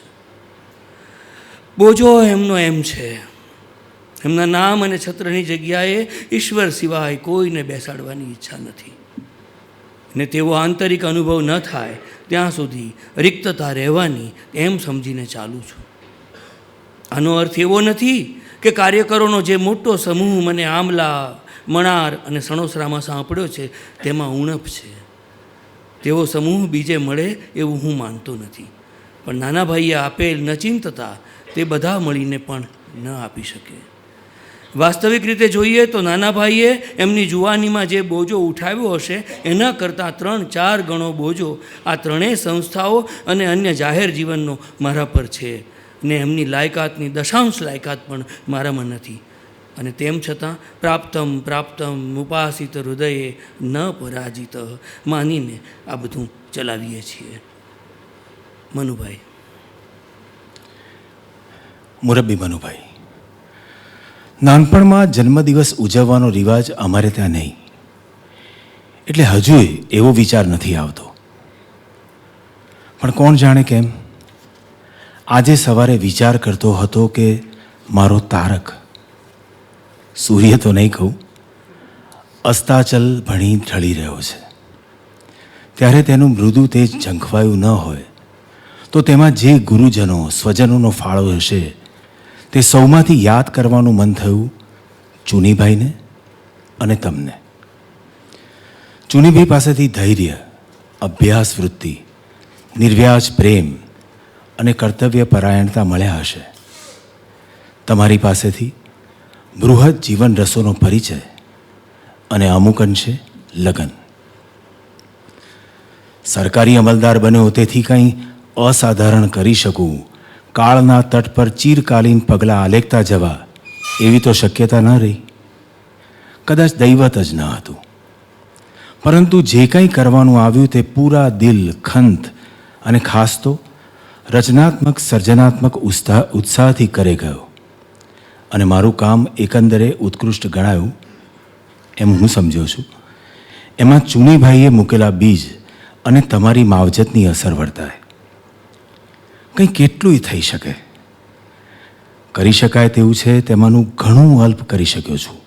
તેની સભાનતા છતાં નાસીપાસ થતો નથી.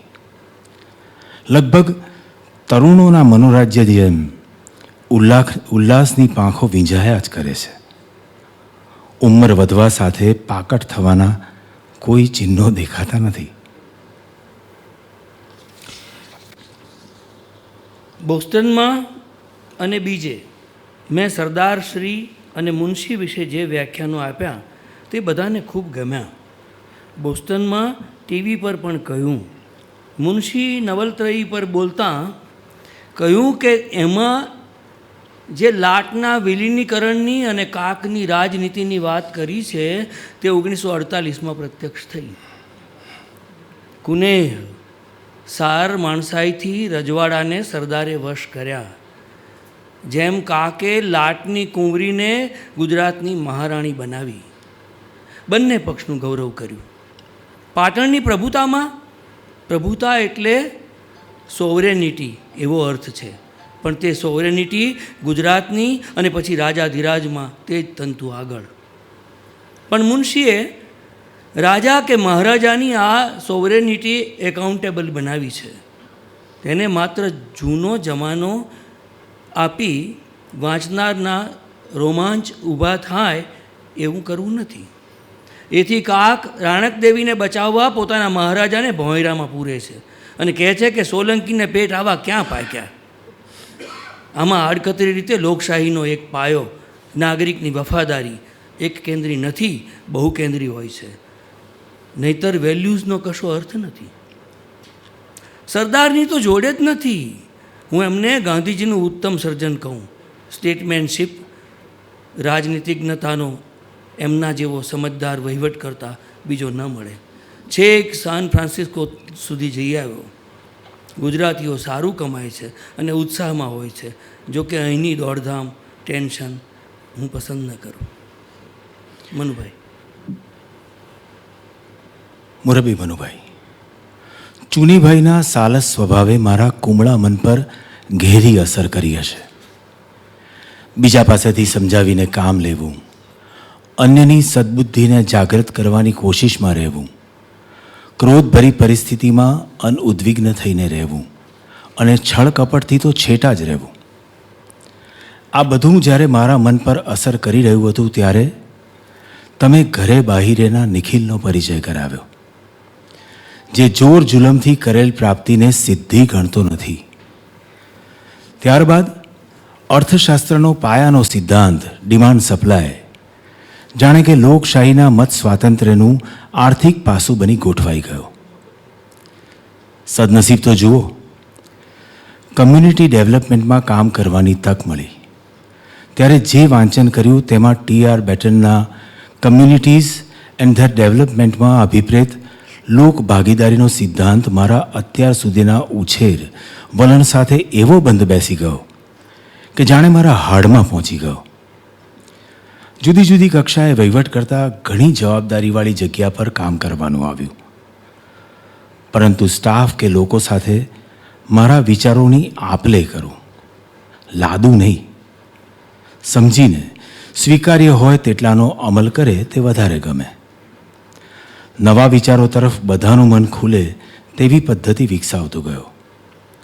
લક્ષ્યાંક સિદ્ધિના કુંડાળામાં અટવાયો નહીં, પણ સિદ્ધિ પામતો જ ગયો. જે વિવિધ સ્થાનોની જવાબદારીને ન્યાય આપ્યો તેમાં મારી સમજ, આવડતનો હિસ્સો કેટલો અને આવી સહભાગી મનોવૃત્તિ, કાર્ય પદ્ધતિનો હિસ્સો કેટલો એ કહેવું મુશ્કેલ છે. મેં જે કોઈ તંત્ર સંસ્થા ચલાવ્યા તેમાં પાયાના ધ્યેયને ધ્યાનમાં રાખી સાથે મળી લક્ષ્યાંકો અને કાર્ય પદ્ધતિ નક્કી થાય. અવારનવાર પ્રગતિનું સહિયારું અવલોકન એવી રીતે થાય કે ક્ષતિઓ દૂર કરવા તરફ સૌ પ્રયત્નશીલ બને, સિદ્ધિઓ હાંસલ થતી જાય. અનિલના વંદન. પ્રિય ભાઈ અનિલ, તારો પત્ર મળ્યો. કુવા રિચાર્જનું શરૂ થયું છે. સૌરાષ્ટ્ર રચનાત્મક સમિતિએ 1000 કૂવામાં કૂવા દીઠ 250 રૂપિયા મદદ આપવાનું ઠરાવ્યું છે. પોતાના કેન્દ્રો મારફત કરશે. તારો પત્ર વાછાણીને મોકલું છું. જે તાલુકાઓમાં કાર્યકરો હોય એને બોલાવી ગોઠવાવીએ.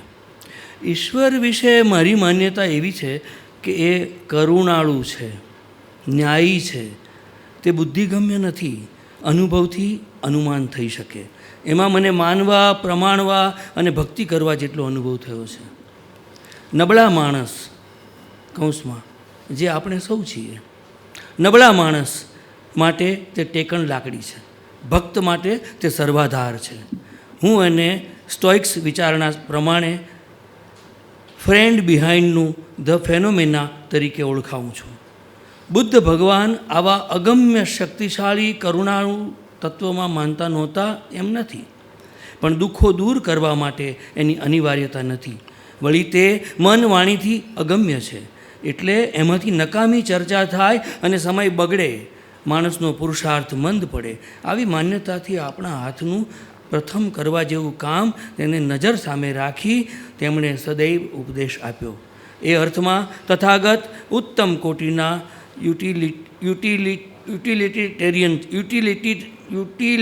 યુટિલિટેરિયન છે. આવું એમને વાંચતા વિચારતા મને લાગ્યું છે. રાધાકૃષ્ણનું ગૌતમ બુદ્ધ તે જોયું હશે, નહીતર જોઈ જજે. મનુભાઈ. પ્રશ્ન છે વિચક્ષણ પતિ અને સામાન્ય પત્નીના સંસારનો.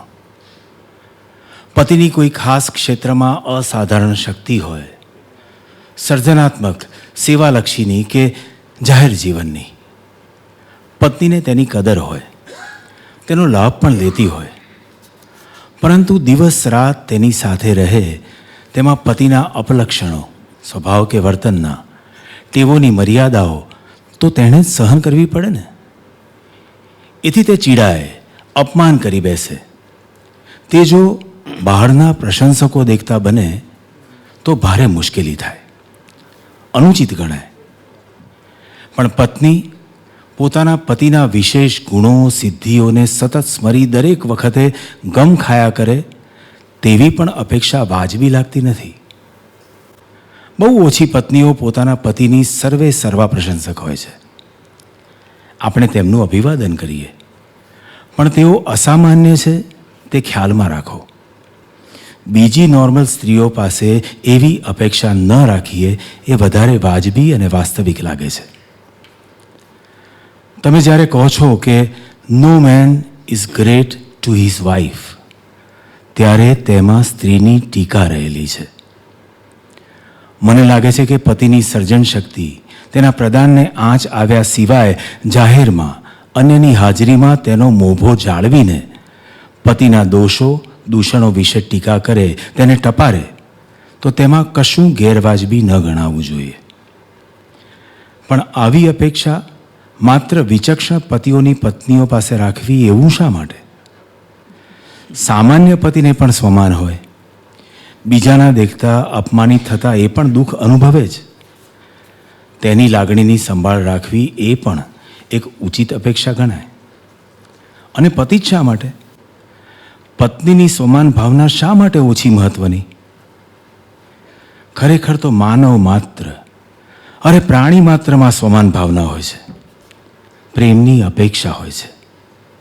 એ ખ્યાલમાં રાખીને તેને દુભાવવાનું ટાળવા સતત કોશિશ કરતા રહેવી, એ જ સંસ્કારિતા. અનિલના વંદન. આ છેલ્લો પત્ર. પ્રિય ભાઈ અનિલ, તારો લાંબો પત્ર મળ્યો, તે વાંચીને આનંદ થયો. મારી તબિયત બરાબર રહેતી નથી ત્યારે વધારે ગમે. મારો સવાલ કિડની અને કરોડ બંનેનો છે. હમણાં દાક્તર કિડની પર ધ્યાન આપે છે. થોડો ફેર છે. સૂઈ રહેવાનું એટલે જરા આકરું લાગે.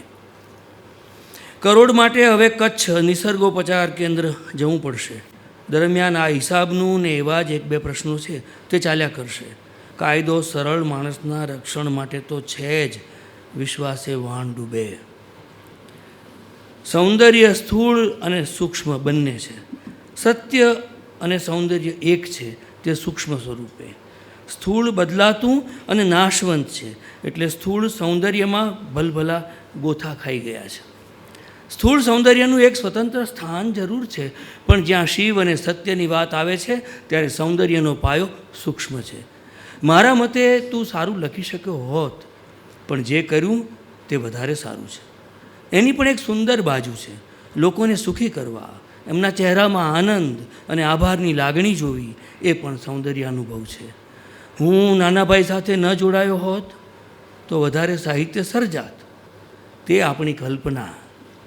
બાવાના બેઉ બગડ્યા એવું પણ બનત. અને આજના રાજકારણમાં પણ વજુભાઈ જેમ ગયો હોત તો એમાં શા હાલ થાત? ધર્મ લાભાલાભ જોઈને પડાતો નથી, એ તો ઈશ્વરના અનુચર બનીને જ પડાય છે. અને મને ઘણું મળ્યું છે, ઘણા મિત્રો, ઘણા વિદ્યાર્થીઓ. ટોલ્સ્ટોયવાળી તારી વાતમાં થોડું તથ્ય છે. સુખ દુઃખ તમે ટોલ્સ્ટોય ન હો તો પણ આવે. શ્રી કૃષ્ણ જેવાનું શું થયું? દાદા હોય તો પૂછે, શ્રી કૃષ્ણ જેવાનું શું થયું? એના પ્રમાણમાં આપણે અલ્પજીવો ભગવાનના આભારી છીએ. સુખ અને દુઃખ ભોગવવાની ભગવાન તાકાત આપે એ જ પ્રાર્થના કરીએ. આ ત્રિગુણાત્મક જગતમાં દુઃખો ઓછા થાય, બદલાય, પણ નિર્મૂળ ન થાય તો એને વધાવી લેતા આવડે તે વીર. ખૂબ આભાર. માફ કરજો, મોરબી અમે મનુભાઈ. કાર્યક્રમમાં હતા એટલે અમારે બહુ મોડું થયું આવતા, એટલે તમારે રાહ પણ જોવી પડી, એ બદલ ક્ષમા ચાહું છું. પણ હર્ષદભાઈ, આ વાંચવાની લાલચ હું નહીં રોકી શકું, એટલે આનાથી હું પૂરું કરીશ. હું એ ઉભો રહું છું. ના ના ના, આપ તમે બેસો, તમે બેસો, તમે બેસો. મોરબી મનુભાઈ, ખરેખર તો તમારા આ દિવસો ટોલ્સ્ટોયના અંતિમ અધ્યાય જેવા ગણાય છે. કેવી વિષમતા! આટલા સર્જન, આટલી સિદ્ધિ પછી જેનો તમને સહજ અધિકાર છે, તે મધુર ચિત્ત શાંતિની પરિસ્થિતિ તમને નવાજતી હોય તેમ લાગતું નથી. ઉપાધિ જ ઉપાધિ. એટલે જ મારા જેવું કંઈ કામ હોય તો કહેજો, એમ મેં કહ્યું હતું. પ્રાર્થું જુઓ એકથી એક રૂડા, સુખથી ભરેલા શતવર્ષ પૂરા. ઘટે નહીં આજ વિશેષ કહેવું, તમ વર્ષ ગાંઠે તમ વાત આડે. મારે વિશે શોભશે મૌન રહેવું, પરંતુ આજે કેમ આમ થાય? મારા તમારા સહ ઉભરાય વિચાર વળી કલ્પનાએ છો સૂર્ય જાણે. 16 કળા સાથ નિશ્ચય ખીલંતા વાણે વાણે. રંગે તેજે આંખને આંજી દેતા. અનિલના બંધન. ક્યાં વાત.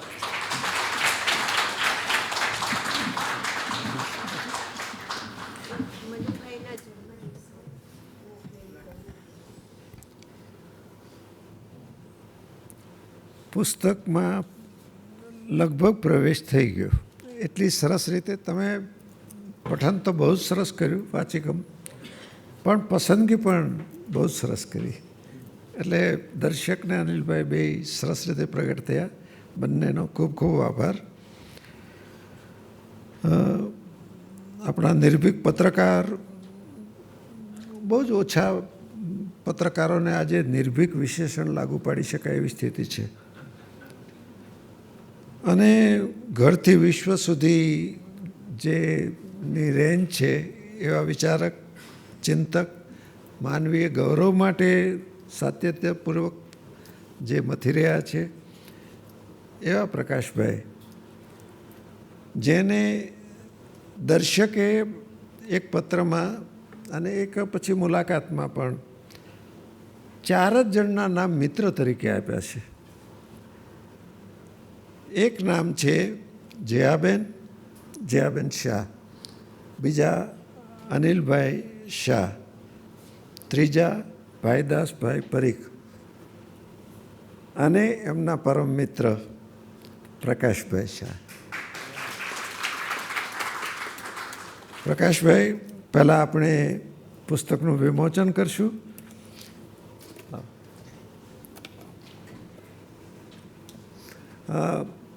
અતુલભાઈ આવો. દેસરગભાઈ, નિસર્ગભાઈ આપો, બધાને આવો.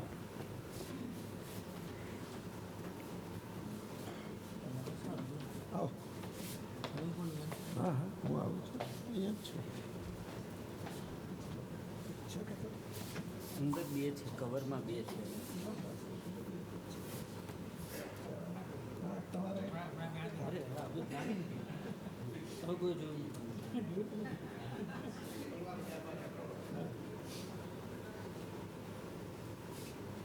એ તો બીજી કોપી જ છે.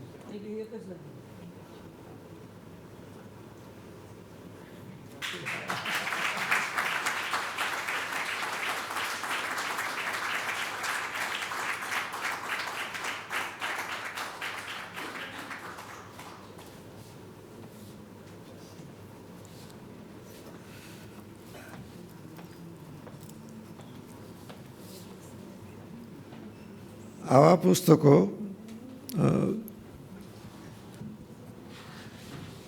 હું એમ પણ કહું કે આ પુસ્તક જ્યારે આમાંથી એની એક પ્રક્રિયામાંથી પસાર થયો ને લગભગ 3 વખત તો પ્રૂફ માટે પણ વાંચવાનું થયું. ત્યારે એમ લાગે છે કે આખો ઇતિહાસની દૃષ્ટિએ, આપણા કાળને ઓળખવાની દૃષ્ટિએ એ સમયના પરિમાણને એક વ્યાપક સંદર્ભ કેવી રીતે આપી શકાય એ દૃષ્ટિએ આવા પુસ્તકનું બહુ જ મોટું મૂલ્ય હોય છે. એક સારી બાજુ એ પણ કહું કે દર્શક એવા એક પત્રલેખક હતા કે જેમણે તમામ ક્ષેત્રમાં વિવિધ લોકોને પત્રો લખેલા છે અને મારી એવી ધારણા છે કે લગભગ એવી 12 ફાઇલ છે દર્શકના પત્રોની. એટલે આવા 12થી વધારે ગ્રંથો તૈયાર થઈ શકે એવી શક્યતા છે.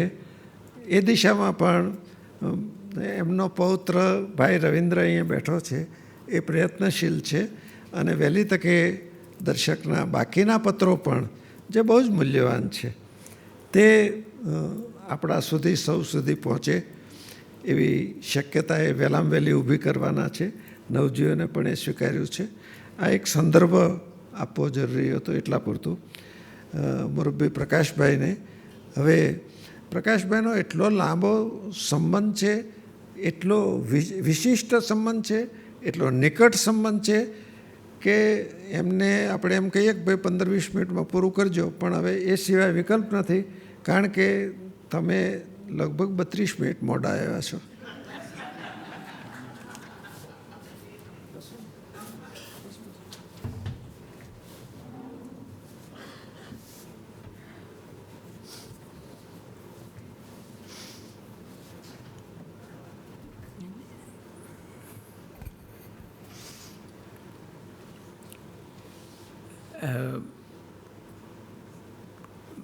મિત્રો,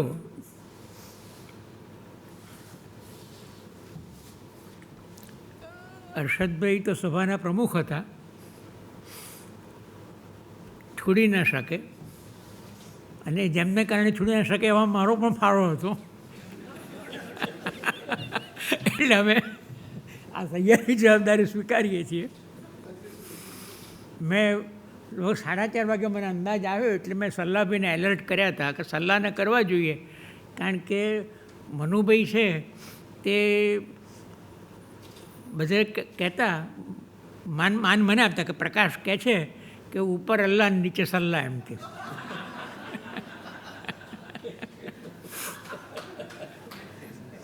પણ એ મનુભાઈ વિદ્વાન તરીકે કોટેશન આપવામાં માને એટલે મને કોટ કરતા હતા.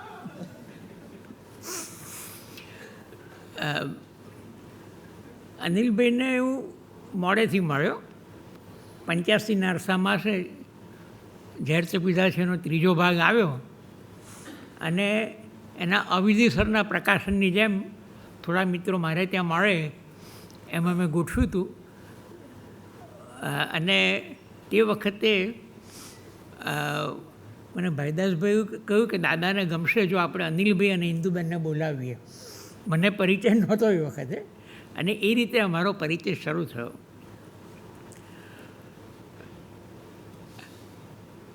અનિલભાઈ એક આમ જુદા મિજાજ અને માહોલમાં લાગે, કારણ કે એ જે પ્રકારના ડેવલપમેન્ટના કામમાં ગયા અને છેલ્લે એમને રોબર્ટ ચેમ્બર્સ સુધી જે એપ્રિસિએશન મળ્યું.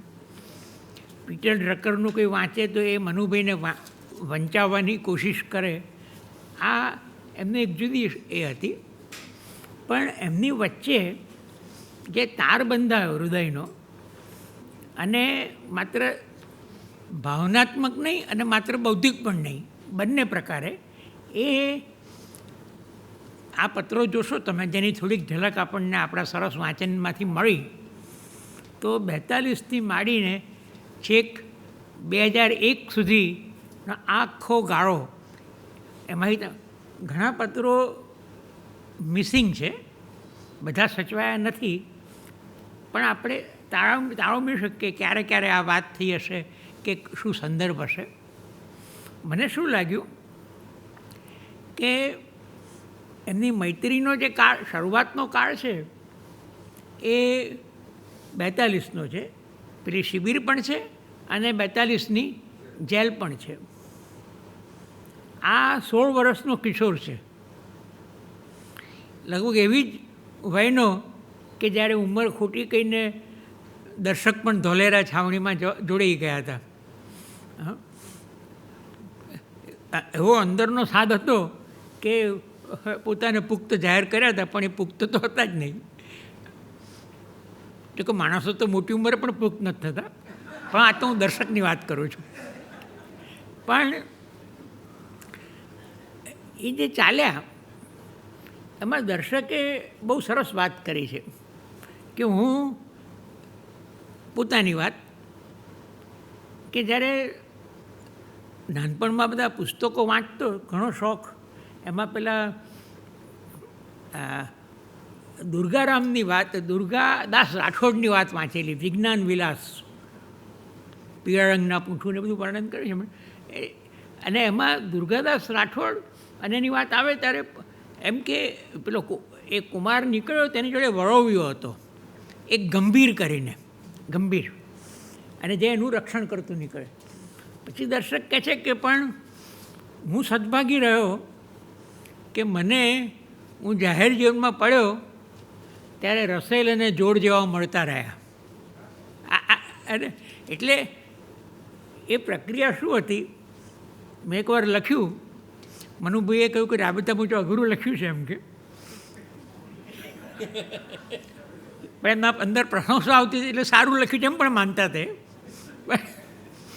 પણ મેં એને એમ કહ્યું કે ગંભીરના રસેલાંતરની પ્રક્રિયા, એમની વાંચન કથા, એને મેં કહ્યું કે ગંભીરના રસેલાંતરની પ્રક્રિયા.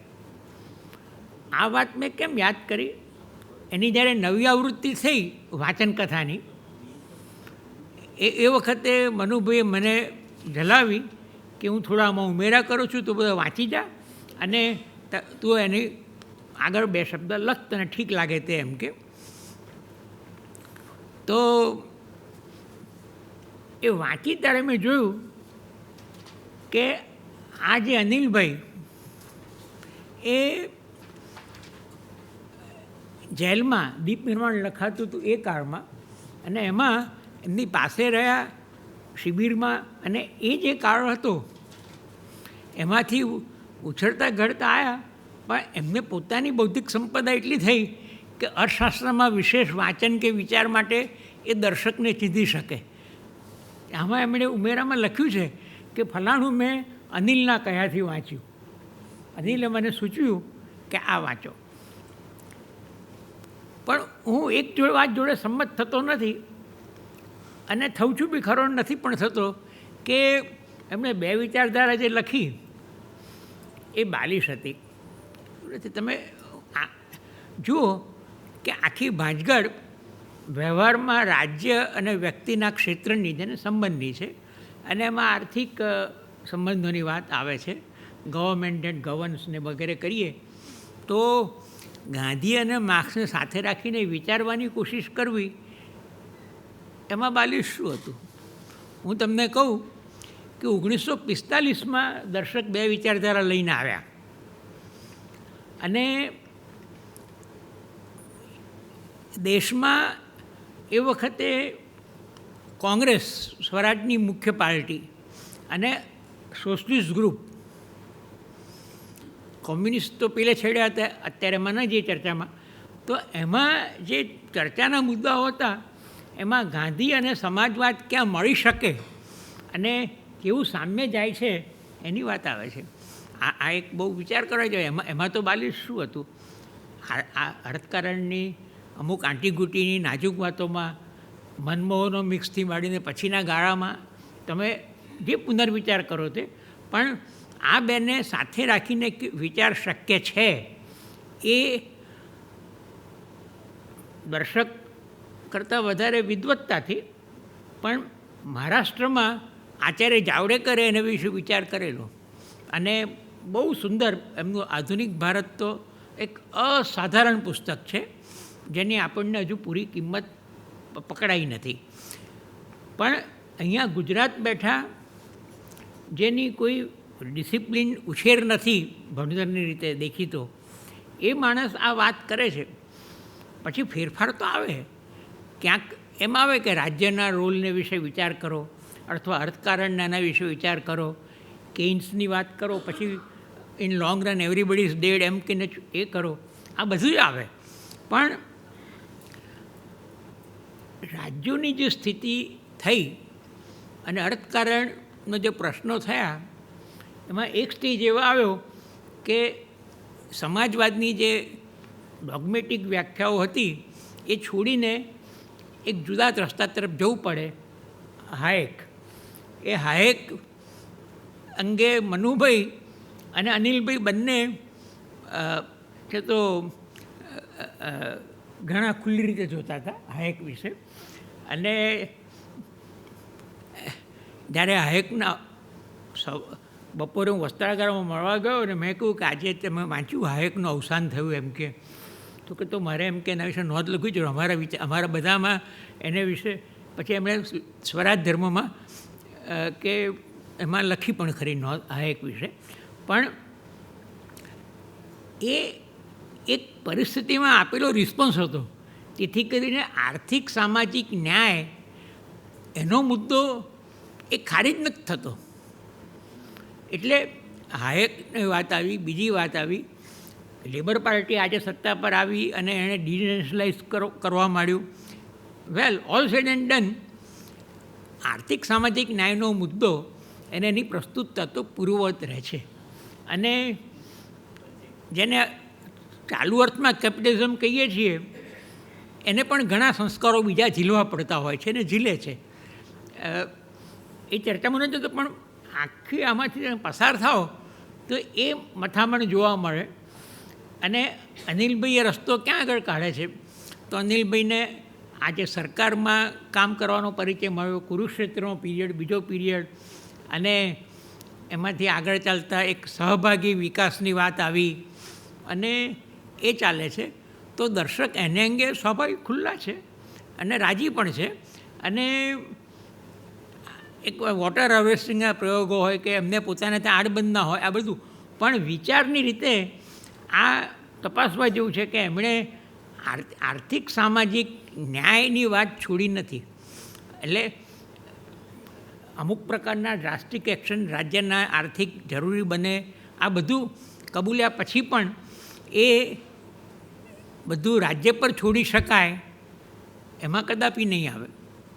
આ બંને જણા, અનિલભાઈ પણ કે અને આ પોતાને બાલિશ કે મેં ત્યાં બાલિશ, એવું નથી. તમે જુઓ, હું તો આપણે હમણાં છેલ્લા થોડા વર્ષોમાં ગુજરાતમાં અને બીજે ઈલાબેનને કારણે અનુબંધનો વિચાર બહુ ચાલ્યો કે એક 100 માઇલની મર્યાદા અને એમાં બધો ચાલે વ્યવહાર. દર્શકે બે વિચારધારામાં એ મુદ્દો પકડ્યો છે. દર્શકે બે વિચારધારામાં કહ્યું છે કે ભાઈ આપણે લોકો મેટકાપને ટાંકીને વિલેજ રિપબ્લિકની ભાષામાં વાત કરીએ છીએ, પણ ગામડું પોતે જ એક પૂરું બજાર છે અને બધું મળી રહેશે, ઉત્પાદન પણ અને બજાર પણ, એ શક્ય નથી. ઓછામાં ઓછું વ્યવહારુ એકમ તો જિલ્લાનો છે. હવે તમે જુઓ, તમે આ જિલ્લાનો જે ઉકેલ એમણે એક ગાંધી અને સમાજવાદની ભૂમિકાએ રહીને વચ્ચે જે લઈ આવ્યા એ એકમ તરીકે જિલ્લાનો વિચાર કરો, એ આમ જુઓ તો પ્રકારાંતરે એ નામ પાડ્યા વગર કે કોઈક નવી શોધના કશા આવિષ્કારના ખ્યાલ વગર એ અનુબંધની જ વાત હતી, અનુબંધ વિચારની જ વાત હતી. એટલે એ બધા બ્રેક થ્રુ આવ્યા કરે છે. અને આમાં જે આખી ચર્ચાઓ છે એ ચર્ચામાં હમણાં જે પત્રો વંચાય એમાં પણ આપણે જોયું હશે કે સાહિત્ય એ સ્વાભાવિક ભાગ છે અને દર્શક છે. મને યાદ આવ્યું ઉમાશંકર છે ને એ ત્યાં ગયા, આમ દર્શક પણ અને ઉમાશંકરે વાઘેશ્વરીના કર્ણફૂલ દર્શકે ઉમાશંકરને અર્પણ કર્યા છે. અને એ ઉમાશંકરને અર્પણ કર્યા છે અને એમાં આગળ લખ્યું છે કે જો આ સંસ્થા વિસ્તાર ન થતે તો લાહ્ય સેવાની તો કવિતા આસ્વાદ કરતે જેની કને. આમ સલ્લા છે, હા પાડે છે, વાંધો નહીં આવે ખોટું. જ્યોતિન્દર દવે અમે બધામાં લખ્યું છે કે નાનપણથી હું પરમારથી ભાગેલી પેનોના ટુકડા, બીજા કચરા જેવા રમકડા બધું આપીને મેં મિત્રો કરેલા, એટલે માર ખાવામાં હું કદાપી એકલો રહેતો નહીં એમ કે. તો મેં પણ પૂછ્યું કે સલાહ ઠીક છે આપણે, પણ હું જે વાત કરતો હતો કે આ ઉમાશંકર એમણે જુગતરામ કાકા વિશે વેડસીમાં સરસ વાત કરી છે. એમણે એમ કહ્યું કે આ તો અમારામાંથી છટકી ગયેલા છે, રચનાકાર છે. અને પછી કોઈ હિન્દીમાં રચના શબ્દ બહુ સરસ છે, રચનાત્મક કાર્ય પણ અને રચના એટલે કૃતિ પણ. તો એ રીતે મનુભાઈ છે તે અનિલભાઈના કામને એપ્રિશિએટ કરે છે કે તું જે કરે છે એ રચના છે. તે આ બધાના સુખ દુઃખની ચિંતા કરતાં જે કામો છે એ વસ્તુ તો રચનાત્મક એ એક રચના જ છે. એને તમે પહેલા અર્થમાં કૃતિ કહો ના કહો ઠીક છે, પણ એક રચના જ છે. પણ જે ખરો મુદ્દો છે તે આ છે કે સાહિત્યના સેવને અનિલભાઈના ભાવજગતને અને ચિત્તને અપાર બુદ્ધિમત્તા, વિવેકનો પ્રકર્ષ, તેમ છતાં આર્દ્ર અને આર્ત બનાવેલું છે, જે આ કામમાં પ્રગટ થાય છે. અને અનિલભાઈના જે કામો છે, જે જોડાણ છે, તે સાહિત્યના સેવને સુકુમાર બનાવેલું જે ચિત્ત, જે આર્દ્રતા અને એક આર્ત ભાવ આપ્યો અને આરત પણ જગવી, એ બંને વચ્ચે ચર્ચાનું ધોરણ છે ને, તમે વાંચ્યા ને એમાં ઉલ્લેખ આવ્યા. પણ આની વાત આવે છે આપણે ઘરે બહાર તો બધાનું પ્રિય નગીનભાઈ તો વારંવાર એની વાત કરે. એમણે લખ્યું પણ ખરું, કાકા સાહેબે લખ્યું બધા. અને કાકા સાહેબે કહ્યું કે હવે મનુભાઈને આપણે આચાર્ય મનુભાઈ કહેવા જોઈએ. અમે આચાર્ય કારેલકર અને આચાર્ય કૃપાણી પછી એમ કે આચાર્ય મનુભાઈ પણ છે, એમ કાકા સાહેબે પાછી ખાસ એકવાર નોટ લીધેલી. ઉમાશંકરે કાકા સાહેબ વિશે લખ્યું છે ને કે મને વિશ્વ શાંતિનું અર્પણ છે. શાનું છે પેલું એક ગભરું ઝરણું હતું એમ કે, અને અહીંયા અને તે મને સિંધુ રચના જગવી કાકાના પરિચય. હવે આ જે સિંધુ રચના છે એ તમને અનિલભાઈના અને મનુભાઈના પત્ર વ્યવહારમાં પણ ક્યાંક એ ઉલ્લેખ આવી જશે એ પ્રકારનો, સીધો નહીં પણ પરોક્ષ, કે એક વ્યાપક દર્શન. હું વાત ઘરે બાયરીને કરતો હતો. 3 પાત્રો છે, નિખિલ છે, સંદીપ છે અને વિમલા છે, બરાબર. અને પેલો અમૂલ્ય છે બાળક, કિશોર, એની વાત જાઉં છું. પણ આ 3 પાત્રો, વિમલા છે એને આ એક જાહેર કાર્યકર તરીકે સંદીપ એક પ્રકારે આકર્ષણ જાગવે છે. નિખિલ છે એ જાણે કે વિચારમગ્ન છે અને શાંત છે અને એક વિશ્વાસથી ચાલે છે. કાકા સાહેબે કહ્યું કે આ જેવો છે તેવો, પણ સંદીપ છે એ કર્મી છે, જ્યારે આ છે એ તો તદ્દન અકર્મ છે એમ કે નિખિલ. આ વાત ચાલે છે ત્યારે મનુભાઈ છે તે અનિલભાઈને લખે છે કે કાકાએ ભૂલ કરી છે. નિખિલ છે એ સારપમાં પત્ની પર વિશ્વાસ રાખી અને બધી તક આપતા એ સહજ ક્રમે ઉઘડે એનું સુવાણ કરી આપે છે. વિમલા એમ ઉઘડતી જાય છે. અને નિખિલ અકર્મી નથી. જ્યારે હિન્દુ મુસ્લિમ તણાવનું સાંભળે છે ત્યારે વિમલા કે જે એના તરફ હવે પોતાના પતિ તરફ જે સમજથી વળવા માંડી છે અને એક રીતે નવેસર પ્રણય નિવેદનની ક્ષણ છે, તે વખતે આ હુલ્લડના સમાચાર સાંભળી અને એની વચ્ચે શાંતિ માટે દોડી જાય છે. તો એ તો એટલે કાકા સાહેબે એને જેને અકર્મી કહ્યો એ એવો નિખિલ નથી.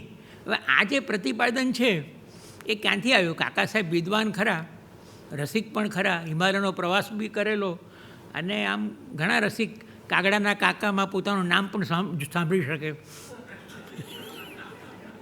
પણ એમણે આ વસ્તુ પકડી નહીં, જે દર્શકે પકડી, અને એ દર્શક આ લખ્યું છે એ ઘરે બહારની ચર્ચામાં કદાચ નથી આવતું, પણ અનિલભાઈ પરના પત્રમાં આવે છે. બહુ સુંદર. એટલે આ બે જણા વચ્ચેનો જે વ્યવહાર છે ને એ જોવા અને સમજવા જેવો છે. અનિલભાઈ છે એ જે રીતે દર્શકનું પણ એક વિશ્લેષણ કરે, વિવેચન કરે, પોતાના પિતાજી ચુનીભાઈને પણ જુએ. તેમણે પોતાના પિતા વિશે જે રીતે વાત કરી છે, જે પ્રેમ, આદર, ભાવ, ઉત્તર વયની મર્યાદા, અને એ મર્યાદાઓ સમજવા માટેનું અનિલભાઈનું એક વલણ, આ બધું એમણે દર્શક જોડે શેર કર્યું છે. અને દર્શકે પણ પોતાની રીતે એનો એક પડઘો પાડ્યો છે. તો આ પત્રોની વિશેષતા મને બે વાતે લાગે છે. એક, દેશના અને ગુજરાતના નાના મોટા પરિવર્તનોની આખી જે શૃંખલા, એની વચ્ચેનો એક દોર આપણને મળે છે. બીજી વિશેષતા, જાહેર જીવન, રચનાત્મક કામો, પ્રબંધન, એના કામો, અને સાહિત્ય સેવન, એની વચ્ચેનો એક આંતરસંબંધ, અને એથી ખીલતી અને ખુલતી વ્યક્તિતા, આનું એક ચિત્ર એ રીતે આ પત્રોમાંથી પસાર થવું એક અક્ષરશઃ એક આનંદ યાત્રા છે. અને પાછળ નજર પણ છે. એમ પણ થાય કે વચ્ચે જે પત્રો ખૂટે છે એ જો હોત તો કેવું મળત. હવે બહાર અનિલભાઈ ઉપરાંતના દર્શકના પત્રવારના બહાર પેલા થાય એમ છે. તો મેં જોયું વિમલાતાઈના ને દર્શકના પત્રો સુંદર છે, પણ એમાં ઘણા એક જ છપાયેલા છે. એક વાક્ય તો બહુ સુંદર, દર્શક જ લખી શકે એવું, અહીંયા સીધો સંબંધ નથી છતાં ટાંકું.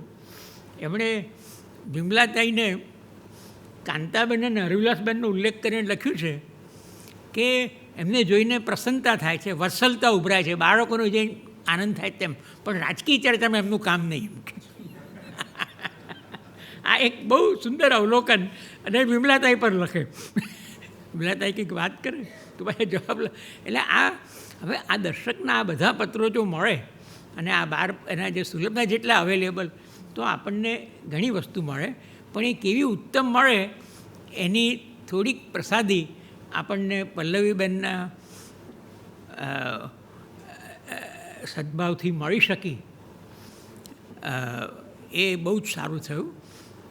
અને એ રીતે આપણે અનિલભાઈ અને દર્શક બંનેને યાદ કરી શક્યા.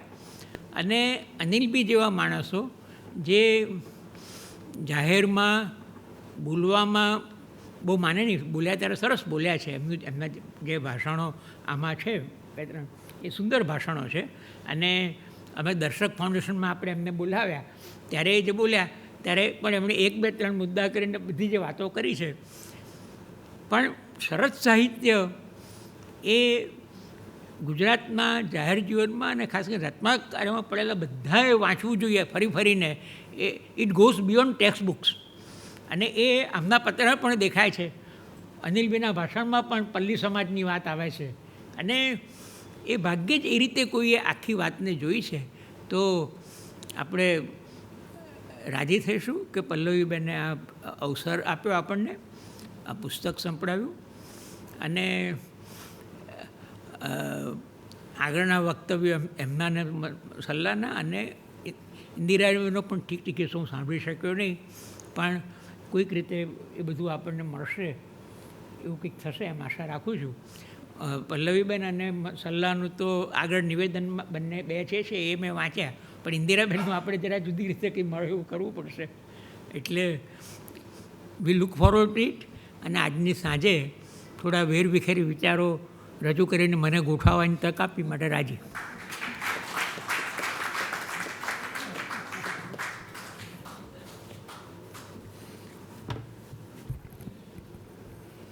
પ્રકાશભાઈને હું કાયમ એવી રીતે ઓળખાવું કે પ્રકાશભાઈને સાંભળીએ અને બે મુદ્દા આપણને અંદરથી જ હલાવી ન જાય એવા મળ્યા જ હોય, એ એમની લાક્ષણિકતા છે. ક્યારેક આ તો બહુ સરળ બોલ્યા,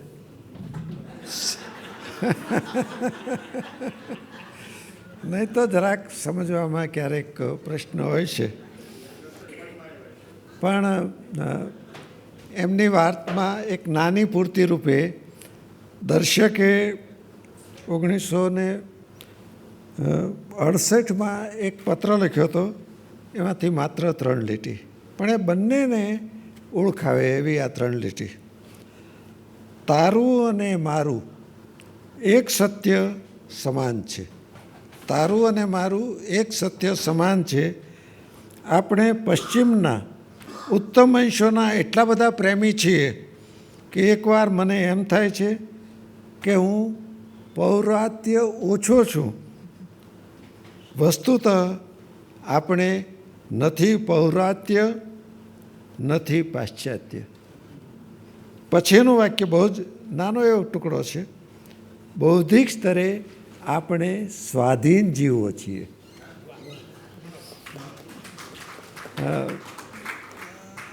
હવે એક નાની આભાર વિધિનો ઉપચાર પછી આપણે પૂરું કરશું.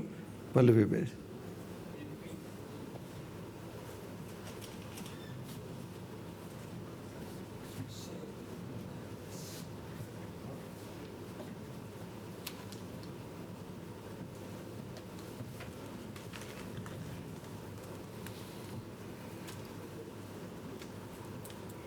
વિશ્વકોશનો ખૂબ આભાર માનું છું.